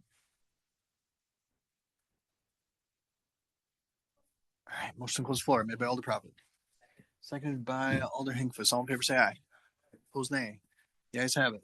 Floor's closed. I think we have the motion from Alder Grant on the floor. And there was a second for that. So discussion on that. Alder Galvin. I think what we have here is a twofold issue. One is about STRs as it relates to housing. The other one is STRs as it relates to chronic nuisance homes. And I think from what I've heard here tonight, staff is going to be looking at the chronic nuisance portion of this and coming back with some recommendations that can be used in the future, not only at STRs, but like if we can get our noise ordinance figured out. They've been trying for almost 50 years in the city to figure that one out. So it's a tough one. But as far as it goes for housing, I understand that there's more than many of you here how bad the housing issue is. But out of that puzzle, and that's what it is, housing is a puzzle and there's different puzzle pieces. I think that the city's doing a lot to put that puzzle together. We're looking at land trust. We're looking at changing our ordinances to make it easier for developers to be doing a better job of offering more options for housing. We're looking at things like Habitat for Humanity, NeighborWorks, Ecumenical Partnership for Housing. So we've got NGOs and government organizations all working together to try and put that puzzle together. I understand we talk about a certain segment of our STRs, our houses that could be used for long-term rental or could actually be a stepping stone for a family looking to have a house. The only thing I haven't seen, and for the first time tonight, we talked about some data. Okay. I like data. I mean, if we're going to go and do something, you want to have it based on a foundation, not a gut feeling. And the only data I've seen so far is Ashwaubenon. They've instituted the 7 days, the 180 days. They did that 3 years ago. And from what I've been reading, there's no change in 3 years. It was talked about Vancouver, Minneapolis, and some other communities, but we haven't seen anything solid on that. I right now have talked to, like I said, I've got 27 STRs. I talked to a number of those owners. 2 of them actually live in them. 10 of them, the owners live in the city. So they're taxpayers that live in the city. One she owns an STR in the city, but outside the district. And this augments her income as a retired teacher.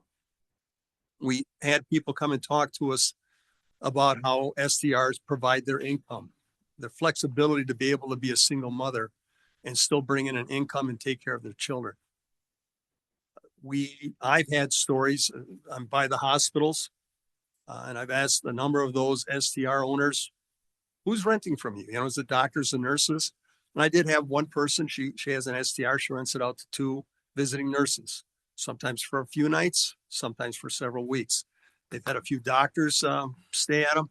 But the more poignant renter is the family that has a loved one that's being treated at one of the hospitals. And their ability to rent 4 or 5 hotel rooms for an extended stay while their loved one is being treated, either in hospital or out of hospital, it's impossible. It's unaffordable.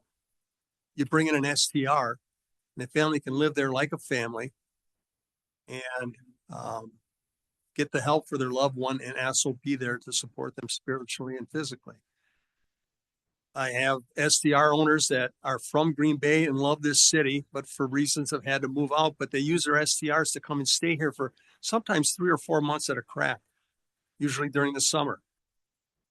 So we're being asked to try and put limitations on that, let's face it, would rapidly reduce a large segment of our STRs, putting people out of work, having people lose their incomes, having people whose children finally can own their own home have to give that up, or potentially not have the opportunity to have their own home until something else comes along.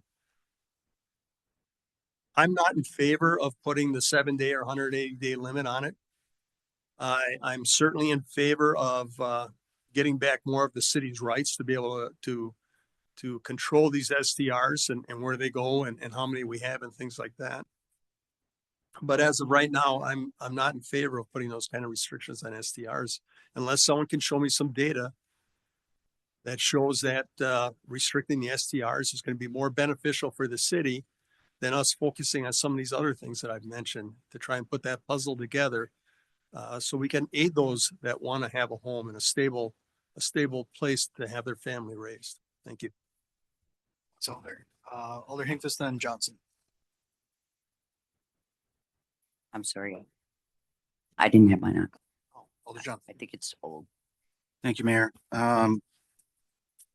You know, I think part of my frustration that's been born out of this process is that, you know, affordable housing, it seems to be one of the primary toes of this. Alder Galvin alluded to, you know, code enforcement as well, but I feel like affordable housing has been the primary discussion topic of this.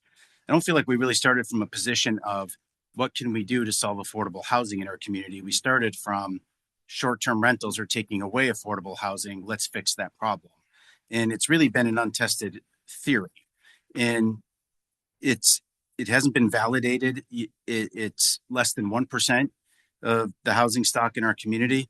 You know, and I think one of the areas that I struggle with quite a bit is that we have a housing study that is being updated right now that we were informed by Director Bernier Wig as first draft has, I think, been received. And so we probably expect to see that relatively soon.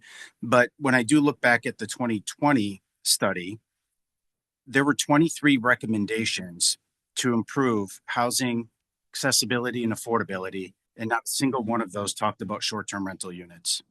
And in fact, you know, one of the things it calls out is that in the 0 to 30% median income range, we are short 3,715 units. That's something we've acknowledged, right? But in the 31 to 50% median income range, there's a surplus of 8,870 units. Now, keep in mind, it's not just Green Bay. It includes surrounding communities as well, right? But it feels to me, at least, like that is the range that we're purporting to kind of bring back into the long-term rental market or homeownership market is the category that we're advocating, or the report has advocated, that is a surplus. So that's why I'm really anxious to see what the updated data says to really understand what problem it is that we are trying to solve. You know, and at the end of the day, I just don't feel it's the government's responsibility to play the role of Robin Hood. It's not the responsibility of property investors who've invested considerable amounts of money to subsidize affordable housing. One of the things that Alder Hutchinson brought up, which I think is a very prudent point, and it's that ripple effect. And it is a real thing. And in fact, there's a term for it. It's called filtering. And the data shows that when you build a unit at a higher level, that 70% of the downstream units will become available within 5 years. 5 years. We can build faster than that without taking away the investments and livelihoods of so many people here in our community. And so, you know, I would ask the question also is, if we're really talking, if the issue is housing, you know, are we talking about supply, or are we talking about the percentage of households that are cost burdened? Because I don't think you can have this conversation in earnest without acknowledging the fact that the city of Green Bay, 26% of our households are cost burdened, meaning they pay more than 30% of their median income for rent. And this discussion doesn't really help solve that. And it's over 90%, I forget the exact number, 93%, something like that, of individuals nationwide have said that if they had the ability to own a home, they would. It's the number one inhibiting factor from them being able to do that. It's the ability to afford the down payment. None of this solves that problem either. But a lot of those recommendations in the housing study do address that. And I do want to commend the mayor and the staff because there are a lot of these things that have been implemented and we just we haven't had enough time yet, for the benefit of some of these things to really hit us. And so I want to make sure that, the other thing that, when you talk about the impact of some of those policies, some of which are on the agenda tonight, the number one contributing factor to the cost of housing is regulation. And we deregulated a lot of things tonight to try to bring down some of that cost, some of that process. And so I'm really excited to see some of that take place. Alder Hutchison, you had also asked a question at a prior meeting, and I hadn't had the opportunity to connect with you on that about the 7-day minimum and kind of the impact of that. And one of the things, in the short-term rental business, because I really dug into a lot of rabbit holes in podcasts on this topic, minimum stays are punitive to short-term rental operators because of how the algorithm works. Specifically, it rewards availability. So someone might only be staying 2 nights, but if they're required to block out 7, then their unit does not show up in the search results as being available. So that's one of the, the big downsides as well of that 7-day requirement or 6-day, whatever the number might be. One of the things I don't know that we have an answer on, but the short-term rental units, even if somebody has a permit, are they being used exclusively for that purpose? Or, as has been talked about, the draft didn't necessarily keep a lot of those filled. So have they been converted to longer term uses, but they still hold the permit? I don't know the answer to that. But it also kind of begs the question. I don't know, Director Renewig, if you would have an answer to this, because this was talked about, illegal operators. So those that don't have a permit, I know there's software out there that can pick up, units that are kind of flying under the radar. Is there a way for us to penalize or give citations to those who are operating without a permit? Way we've addressed that in the past is if we've educated people, gave them the opportunity to come and get that permit. If they don't, then we issue reinspection fees. So I believe we could issue a citation if they don't get the permit. So it's part of, assuming there would be support to refer this to staff. I don't want to presume too hard, but I certainly think a municipal citation would be a worthy exploration. Yep. I mean, we've tried to be more educational in this manner and with regards to the permitting process, right? Okay. Yeah. And I appreciate the soft approach to that, right? But for folks who are blatantly violating or skirting the law, I do think that there should be something more punitive because I think that helps elevate the overall industry as well. The other, thing that we talk a lot about, with building faster, and we have been building a lot of units, which again contributes to my desire to really want to see that updated housing study. One thing that struck me out of the 2020 study that was very intriguing, 9% of those individuals who earn above 80% of the median income are renting units that would typically be reserved for folks at 30% or below of median income, 17% at 50% or below. So that's where a lot of that housing stock is being taken up right now, are folks where you don't have anything at the high income level, luxury apartments. So they're renting down, right? And that's why when we talk about the importance of building luxury units as well, that's our other major gap. And so if you want to solve affordable housing, you also have to address the luxury housing discussion as well, because those are the two biggest areas. So with that, I just I believe Alder Grant's motion on the floor is an amendment. And if my memory for Robert's rule serves me right, you can offer one amendment to an amendment. And so I would like to do that. And my amendment is going to be to essentially override all of Alder Grant's amendment. So a motion to reject any minimum stay requirements and maximum number of days rented and refer to staff to develop policy and ordinance recommendations with the input of Alder's short-term rental operators, the Equal Rights Commission, and community members. Is there a second for that? Seconded by Alder Ritterbusch. Discussion on the amendment from other alders. Alder Eck? I guess I'm wondering what the Equal Rights Commission, because they were really focusing on the affordability or low or affordable housing. So I guess I'm wondering why that piece is in there. So I alluded to this at the last council meeting. The Equal Rights Commission was created to put a very critical and important lens on issues facing our community. Affordable housing is certainly one of those. And I think we're counting on them to bring a perspective to the table that might otherwise be overlooked. And so really, I'm trying to be inclusive of some of the folks that have really been a part of the process who have led us to this discussion. So whether I agree with the conclusions or not, to me is irrelevant. I think it's the discussion that's important, and anybody can weigh in with perspective that might help staff bring back good recommendations that serve our community the best way possible. Okay, and I'm not trying to be disrespectful to the Equal Rights Commission. I just think that the original reason that this was brought forward was actually Alder Hinkvis because of bad behavior in her district, actually personally mine, but and trying to address that. So just, just trying to bring it back in. I think it's kind of gotten a little muddied with all of that. So that was just my concern. Thank you. Alder Grant, then Presley. And I just have a list of questions. And I guess first question is kind of piggybacking off of Alder X. Alder Johnson, if you can clarify what would be their goal? Are they focusing on nuisances or affordable housing? Because I don't think they go hand in hand necessarily. I think they're two different topics. So I guess, can I ask what the focus would be? I think the intent of the amendment is to give staff maximum amount of latitude to be able to come back with the best recommendations possible. And I think everyone in our community has an important voice in this discussion that can make a program stronger. So I called them out specifically because, again, a lot of the work that they've done have led us to this discussion. I understand there's Alder Hinkvis's perspective too, and that can be included. Right. Nobody's opinion needs to be ruled out of this process, but I wanted to acknowledge those who have had an active role to get us here. Okay, so they could bring anything back to us to consider. Yes. Okay. Couple questions. Attorney Kocher, can you please talk about the abandonment process or nuisance process? What rights do we have as a city right now with no changes? Or abatement, sorry, not abandonment. I don't know. Yeah, it's long.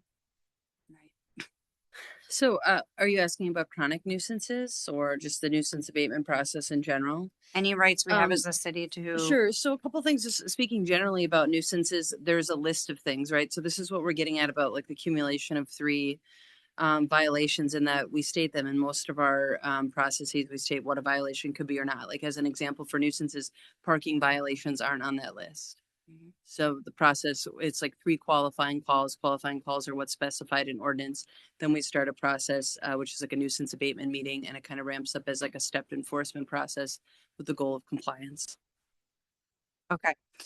And then Director Ellenbecker, it was brought up, do you have any concerns of satisfying debt service without this income of the hotel tax from short-term rentals? If we were to solely rely on hotel tax, because the reality is we only have so many hotels within city limits, which means if our hotels are full and that's their only option, they will go to surrounding areas. We won't capture that hotel tax. Is that correct? If they're in Appleton, we don't share that. Director. Correct. Only hotels or the short-term rentals within the city limits would go toward our, well, let me back up. Actually, there is a room tax commission, and all room tax that go in for all the surrounding municipalities go into one pool at the Associated Bank, and that helps pay for debt service for the KI Convention Center, the Rush Center, and the Expo. So that is based on total occupancy tax, whether it is a hotel or short-term rental. So it's a combined for surrounding municipalities. But you have a breakdown of hotel versus short-term rental. That can be collected, correct? Would you have any concerns of not satisfying that without a portion of it? Kind of hinted around that. Yeah, if it's not a short-term rental, it's probably going to be hotel room tax. You're probably going to get it from one source or the other. Okay. I think this is a tough discussion, and I do support Alder Johnson's amendment of getting rid of my amendment. But the reality is, I think it's very hard. I think stress to staff that I want us to remember too, that as a city government, there's only so much we should really be judging and trying to control. Markets play a big mark in things, supply, demand, things change. What was popular 10 years ago isn't necessarily today. Who are we to judge why someone chooses to stay in a short-term rental when they travel? If they're here to visit a loved one that is in the hospital, or they're traveling for work as a travel nurse and they're here for 3 months, it's not up to us to tell them where they can and can't stay in. Many of us have used short-term rentals for our own personal reasons. So I just want to make sure that we are focusing on things that we should be focusing on as a government. And we've talked many times tonight about the steps we've already taken to help affordable housing and things that we have in place or that we can correct to help the nuisance problem. I think we are heading in the right direction. I just stress to us to focus on the things that should be our responsibility as a government. So I do support your amendment. Thank you for offering that. And thank you for the discussion tonight. Thanks, Alder. Thanks, Alder. Next, Alder Presley and then Hinkvis. Thank you, Mr. Mayor. So just to clarify, is this amendment sending it all to staff? We're not passing any part of it tonight? Okay.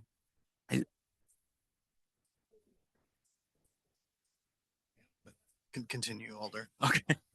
So we're holding an ordinance. I mean, so we've talked about the seven day minimum and the 180-day cap.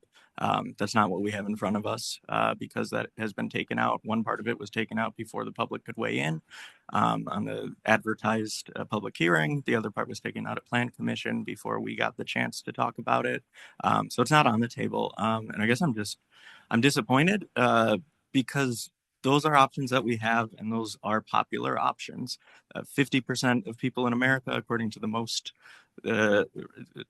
extensive study I can find, support a total ban of short-term rentals.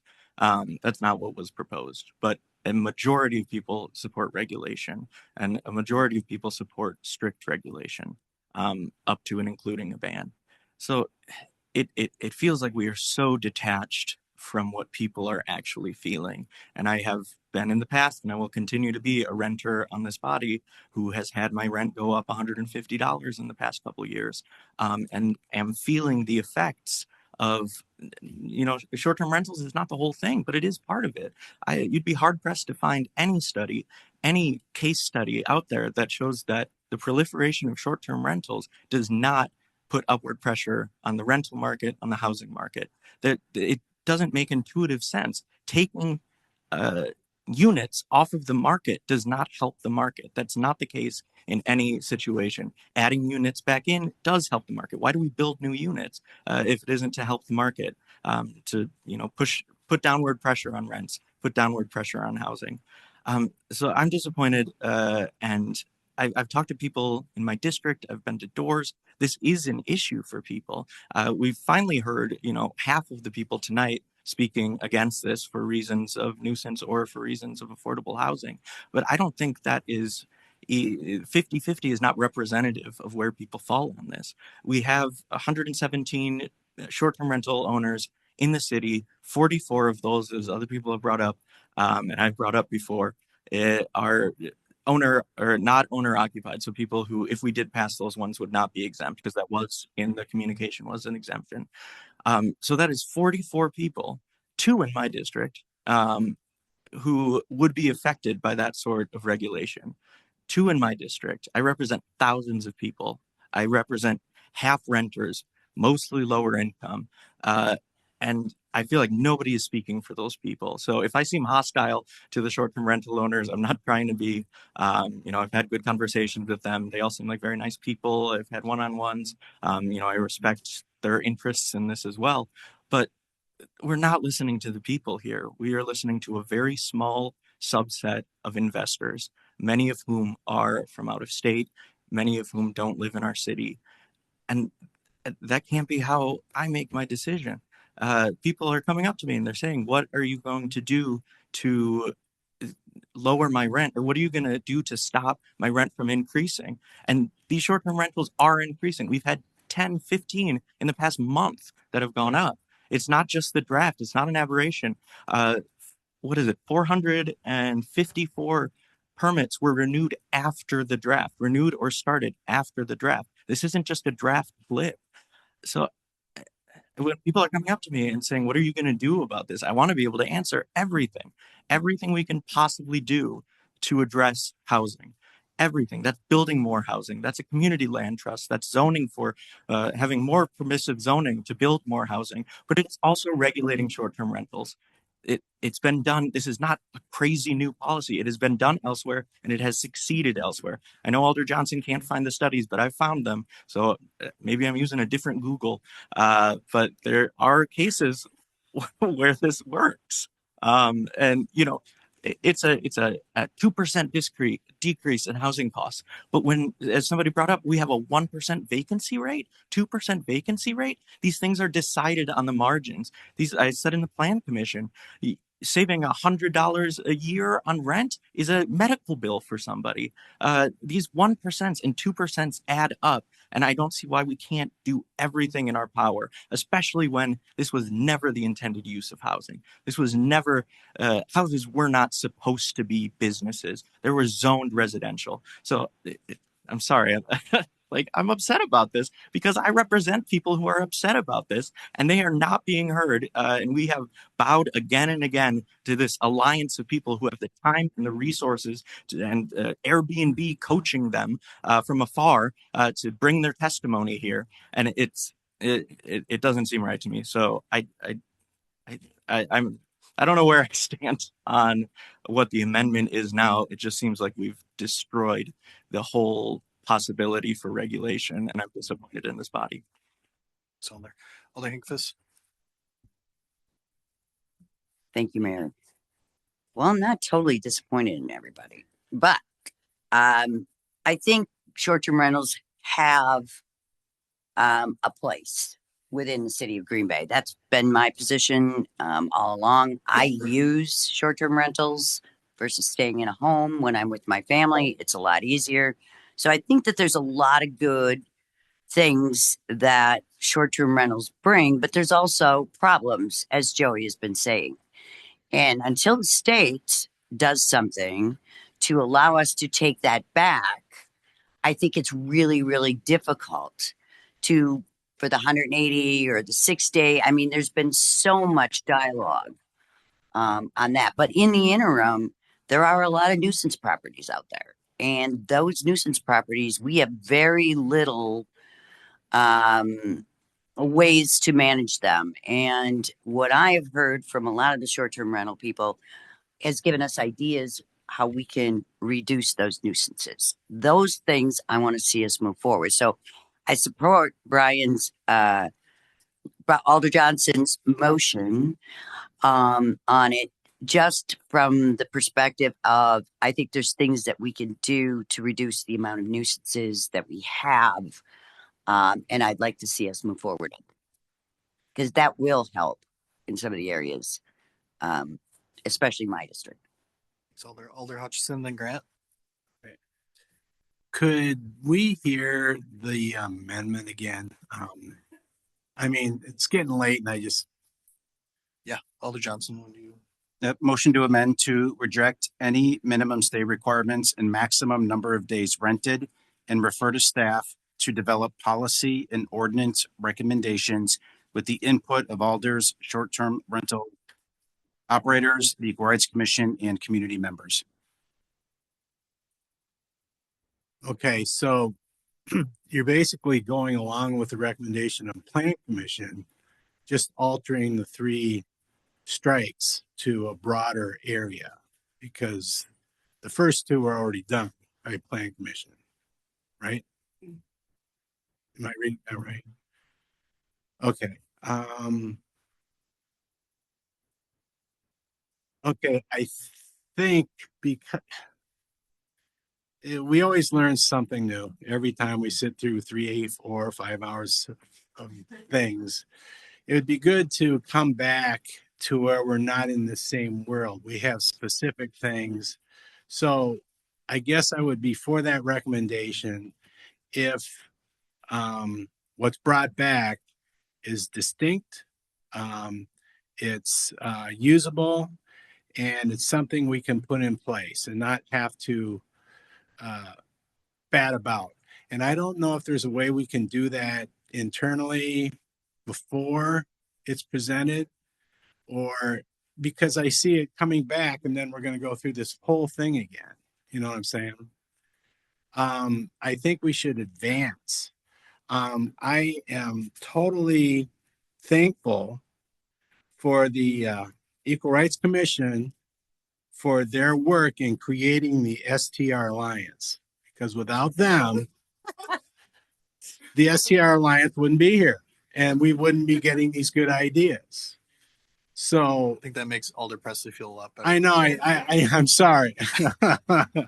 but now we're bringing these people together, and I totally agree. Those people should be all brought together.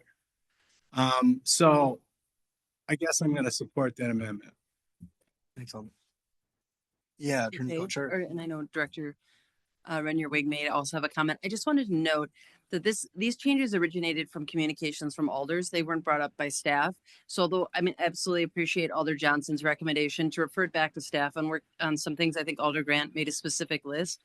I don't know if the director feels differently, but I think we need specific direction on what you want to change, unless it's just incorporating recommendations.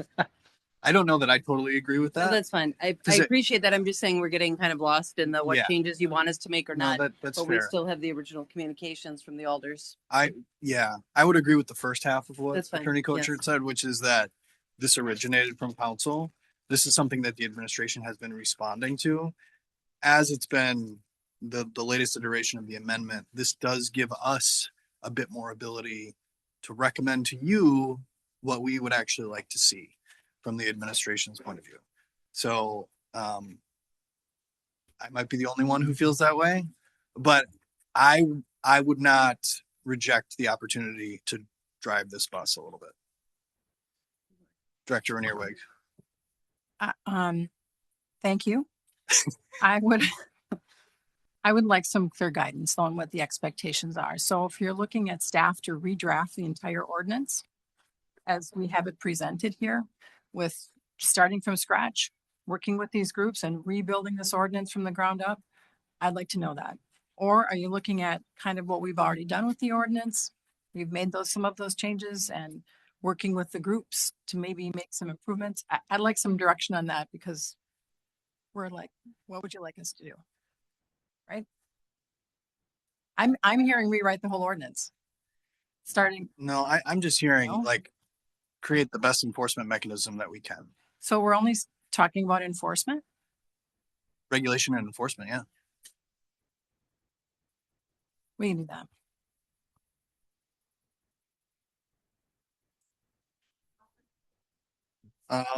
Yes, Alder Grant.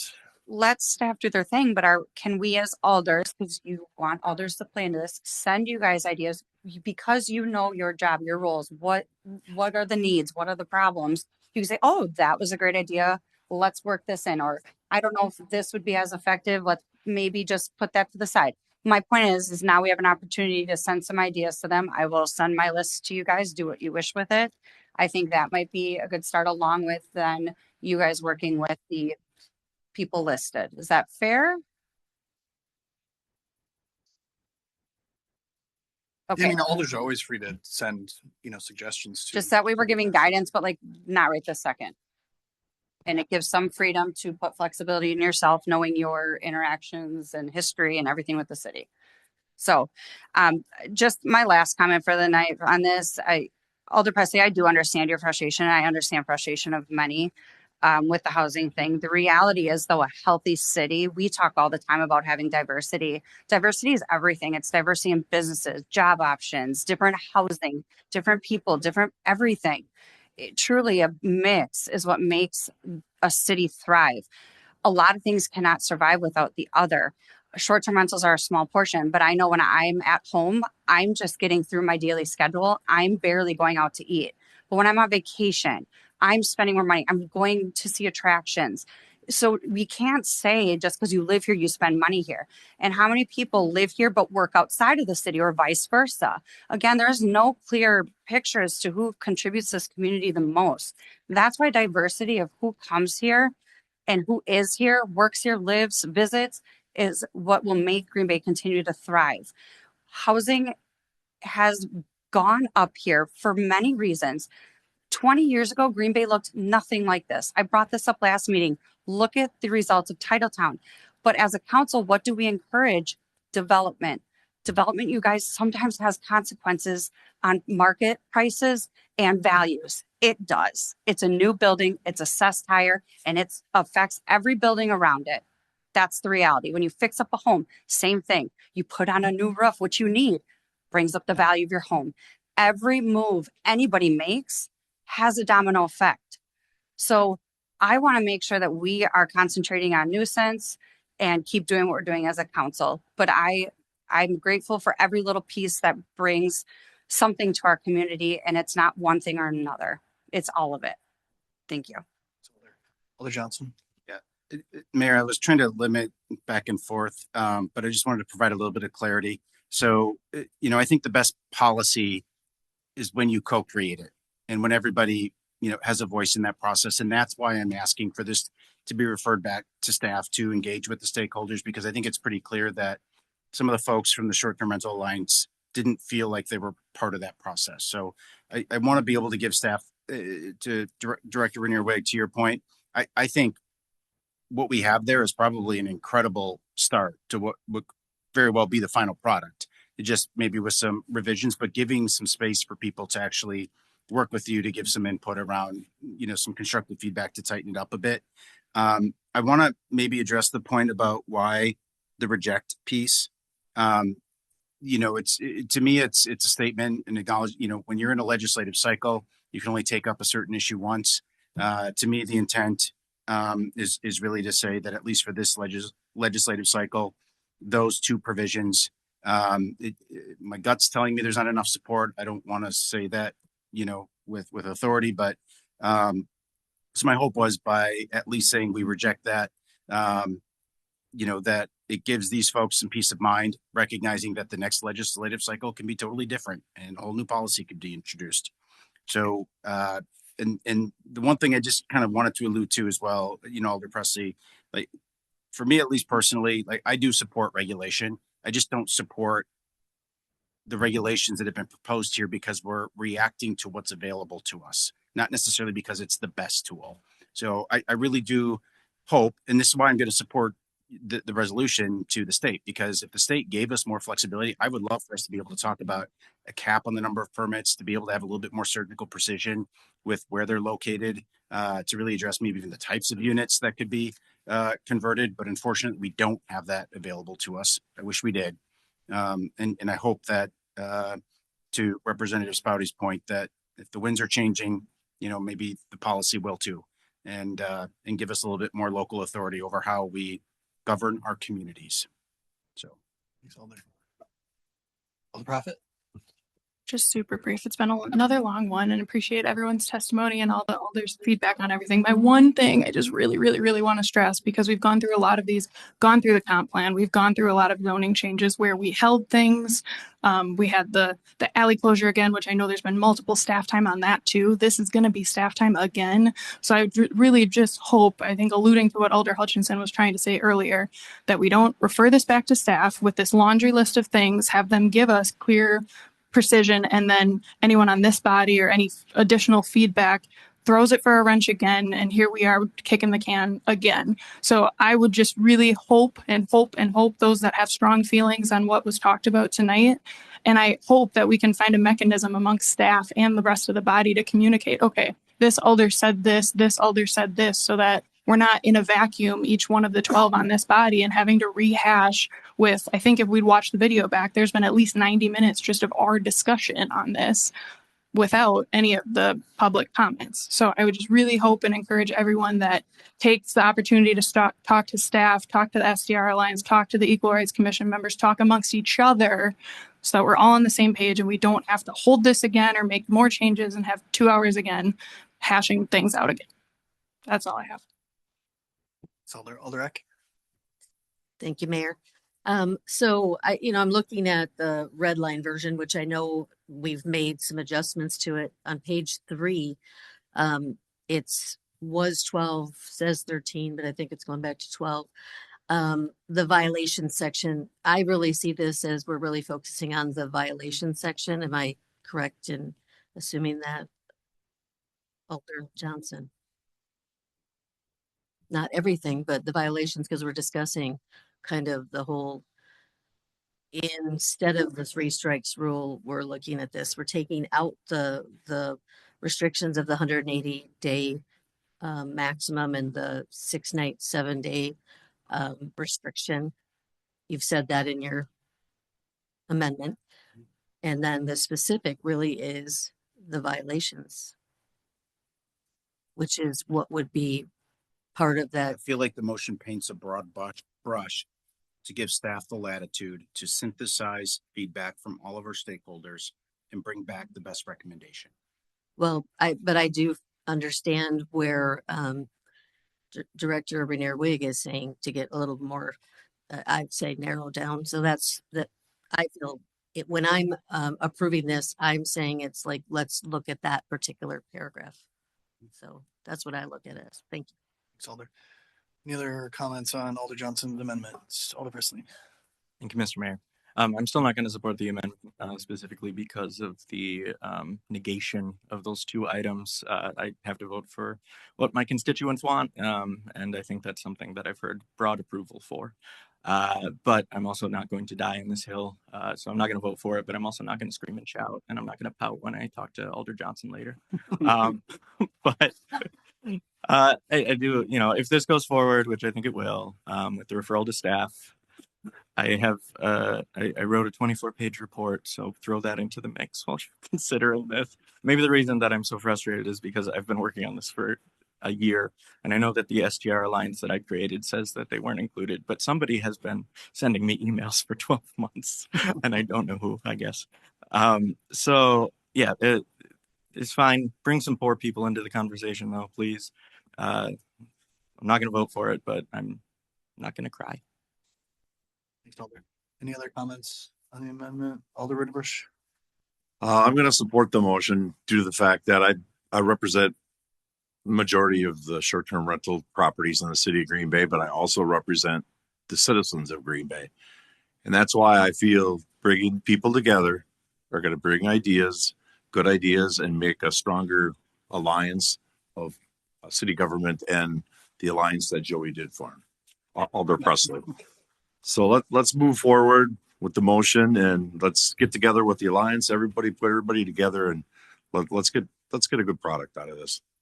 Thanks, Alder. Anything else? All right, the vote's on Alder Johnson's motion. All in favor will say aye. Opposed, nay. The ayes appear to have it. I think we need to adopt Alder Grant's amendment. Yeah. So I got the amendment. Motion made by Alder Johnson, seconded by Alder Galvin. All in favor, say aye. Opposed, nay. The ayes appear to have it. Alder Johnson makes a motion to adopt as amended, seconded by Alder Galvin. Discussion here. Seeing none, all in favor say aye. Opposed, nay. The ayes have it, and that has been referred to staff.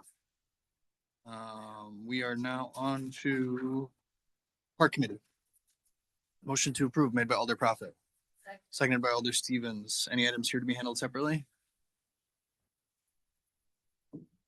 Seeing none, all in favor will say aye. Opposed, nay. The ayes have it, and that report has been approved. Thanks to all the citizens for attending and for all the great testimony. Really appreciate it. Report of the Sustainability Commission. Motion to approve made by Alder Presley. Seconded by Alder Prophet. Any items here to be handled separately? Hearing none, all in favor will say aye. Opposed, nay. The ayes have it. That report has been approved. Resolutions. Motion to suspend the rules to take up these items with one roll call vote made by Alder Prophet and seconded by Alder Stevens. All in favor will say aye. Opposed, nay. The ayes have it. The rules are suspended. Motion to adopt made by Alder Prophet, seconded by Alder Stevens, and we will use the board. You may vote. You may vote.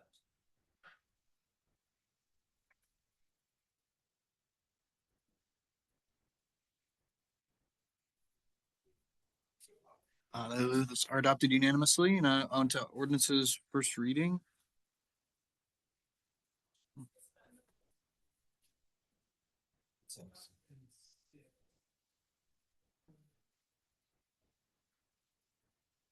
All right, motion to suspend the rules and take up these items with one roll call vote, with the exception of 1, 5, and 6. All, that was made by Prophet. Is there a second? Seconded by Hutchison. All in favor, say aye. Opposed, nay. The ayes have it. The rules are suspended. Motion to advance made by Alder Prophet, seconded by Alder Johnson. And that's 2, 3, 4, 7, 8. All in favor will say aye. Opposed, nay. The ayes have it. Those ordinances are advanced to a second and final reading. Now on to 1. Motion to hold made by Alder Presley, seconded by Alder Prophet, and that's till the December 16th meeting. All in favor say aye. Opposed, nay. The ayes have it. That item's been held. Item 7. Oh, sorry. Item 5. Motion has been made to refer to staff by Alder Johnson, seconded by Alder Stevens. All in favor will say aye. Opposed, nay. The ayes have it. That item has been referred. Item 6. Motion to approve made by Alder Johnson, seconded by Alder Stevens. Discussion on that?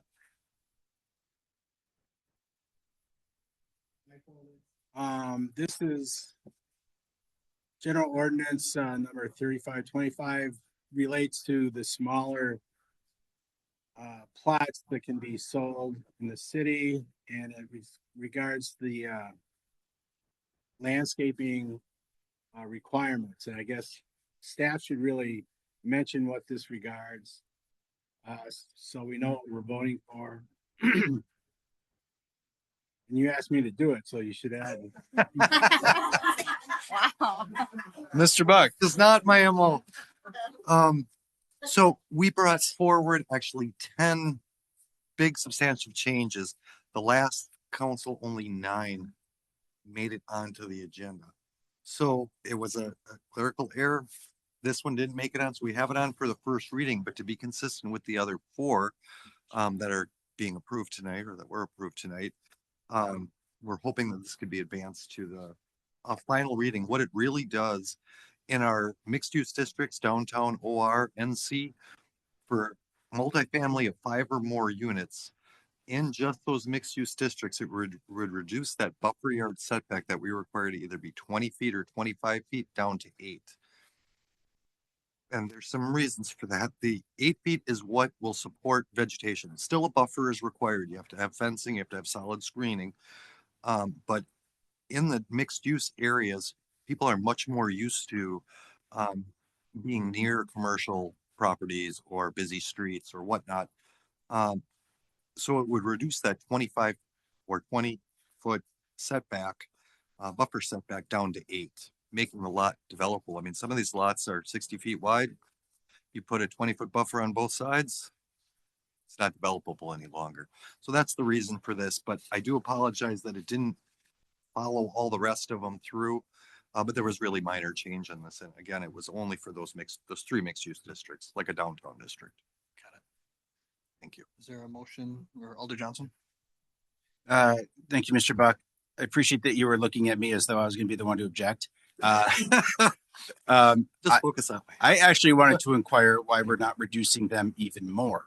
And let me be specific. I mean, we have, setback requirements for buildings that are less than the landscaping buffers. Can you help me understand why the landscaping buffers are larger than the yard or the lot line setbacks? Sure. Those buffers, the landscaping buffer is going to supersede the regular zoning district buffer, like the 0 setback in a downtown. This buffer would beef it up, and that's when you have multi next to a different residential type of use. So it's not from commercial to commercial. There's no setback there. But then we have special setbacks for all kinds of things. Parking there's a 5-foot setback.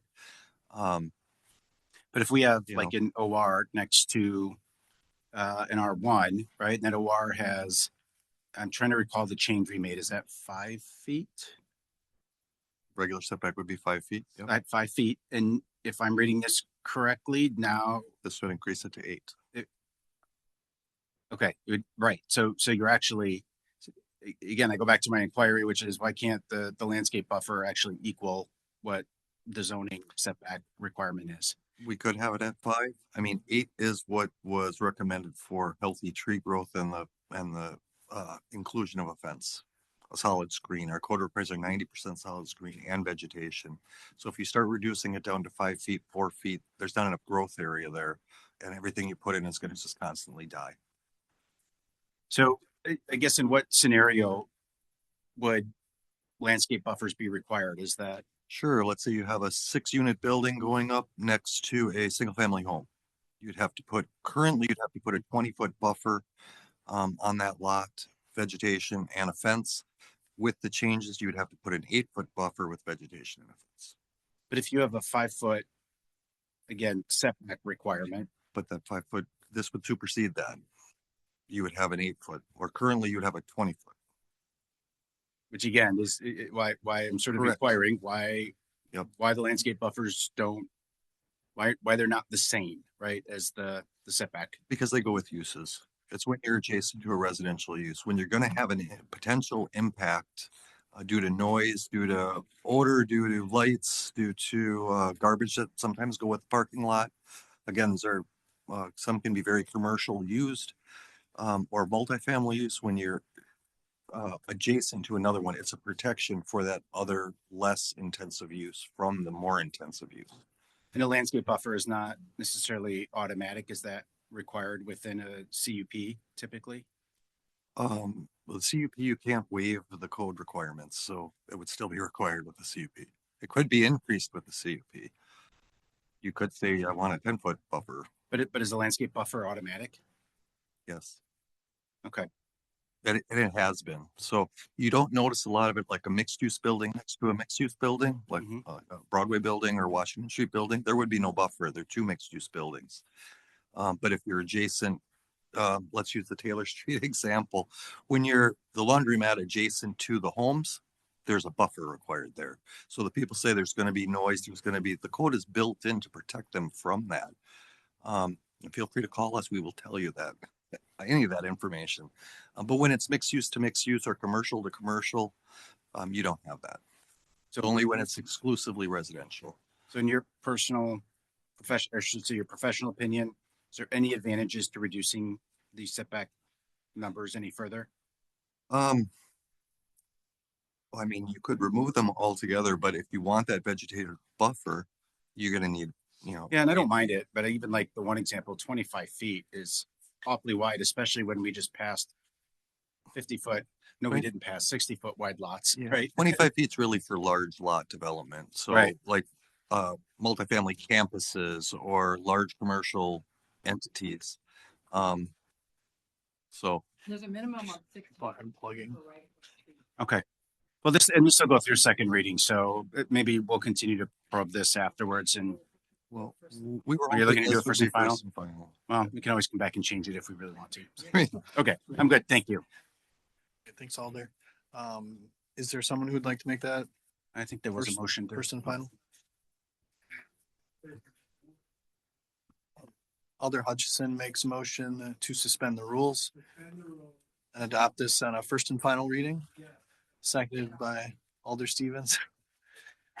All in favor will say aye. Opposed, nay. The ayes have it. The rules are suspended. Motion to adopt made by Alder Presley and seconded by Alder Prophet. And we will use the board. You may vote.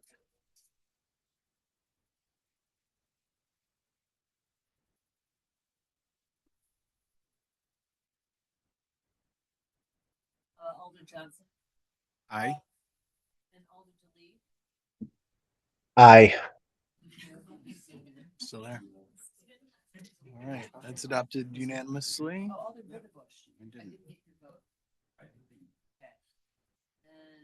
All right, petitions and communications and adjournment. What's that? And communication, can I just refer to staff to do, no. clean up the This noise is- ordinance? No, this is confusing. This is only, well, I don't know, clerk, if you want to speak to this. Absolutely. So we had a little while ago amended the petitions and communications policy so that in order for an agenda to be noticed properly, a petition and communication would have to be received in my office by Wednesday afternoon. So there's no late petitions and communications. So you can submit petition and communication like you normally do by just filling out that form, and I'll get it and the mayor will get it and we'll handle it from there. Motion to adjourn made by Alder Prophet. Second by Alder Johnson. All in favor, say aye. Aye. Opposed, nay. The ayes have it. We're adjourned. Thanks, everybody.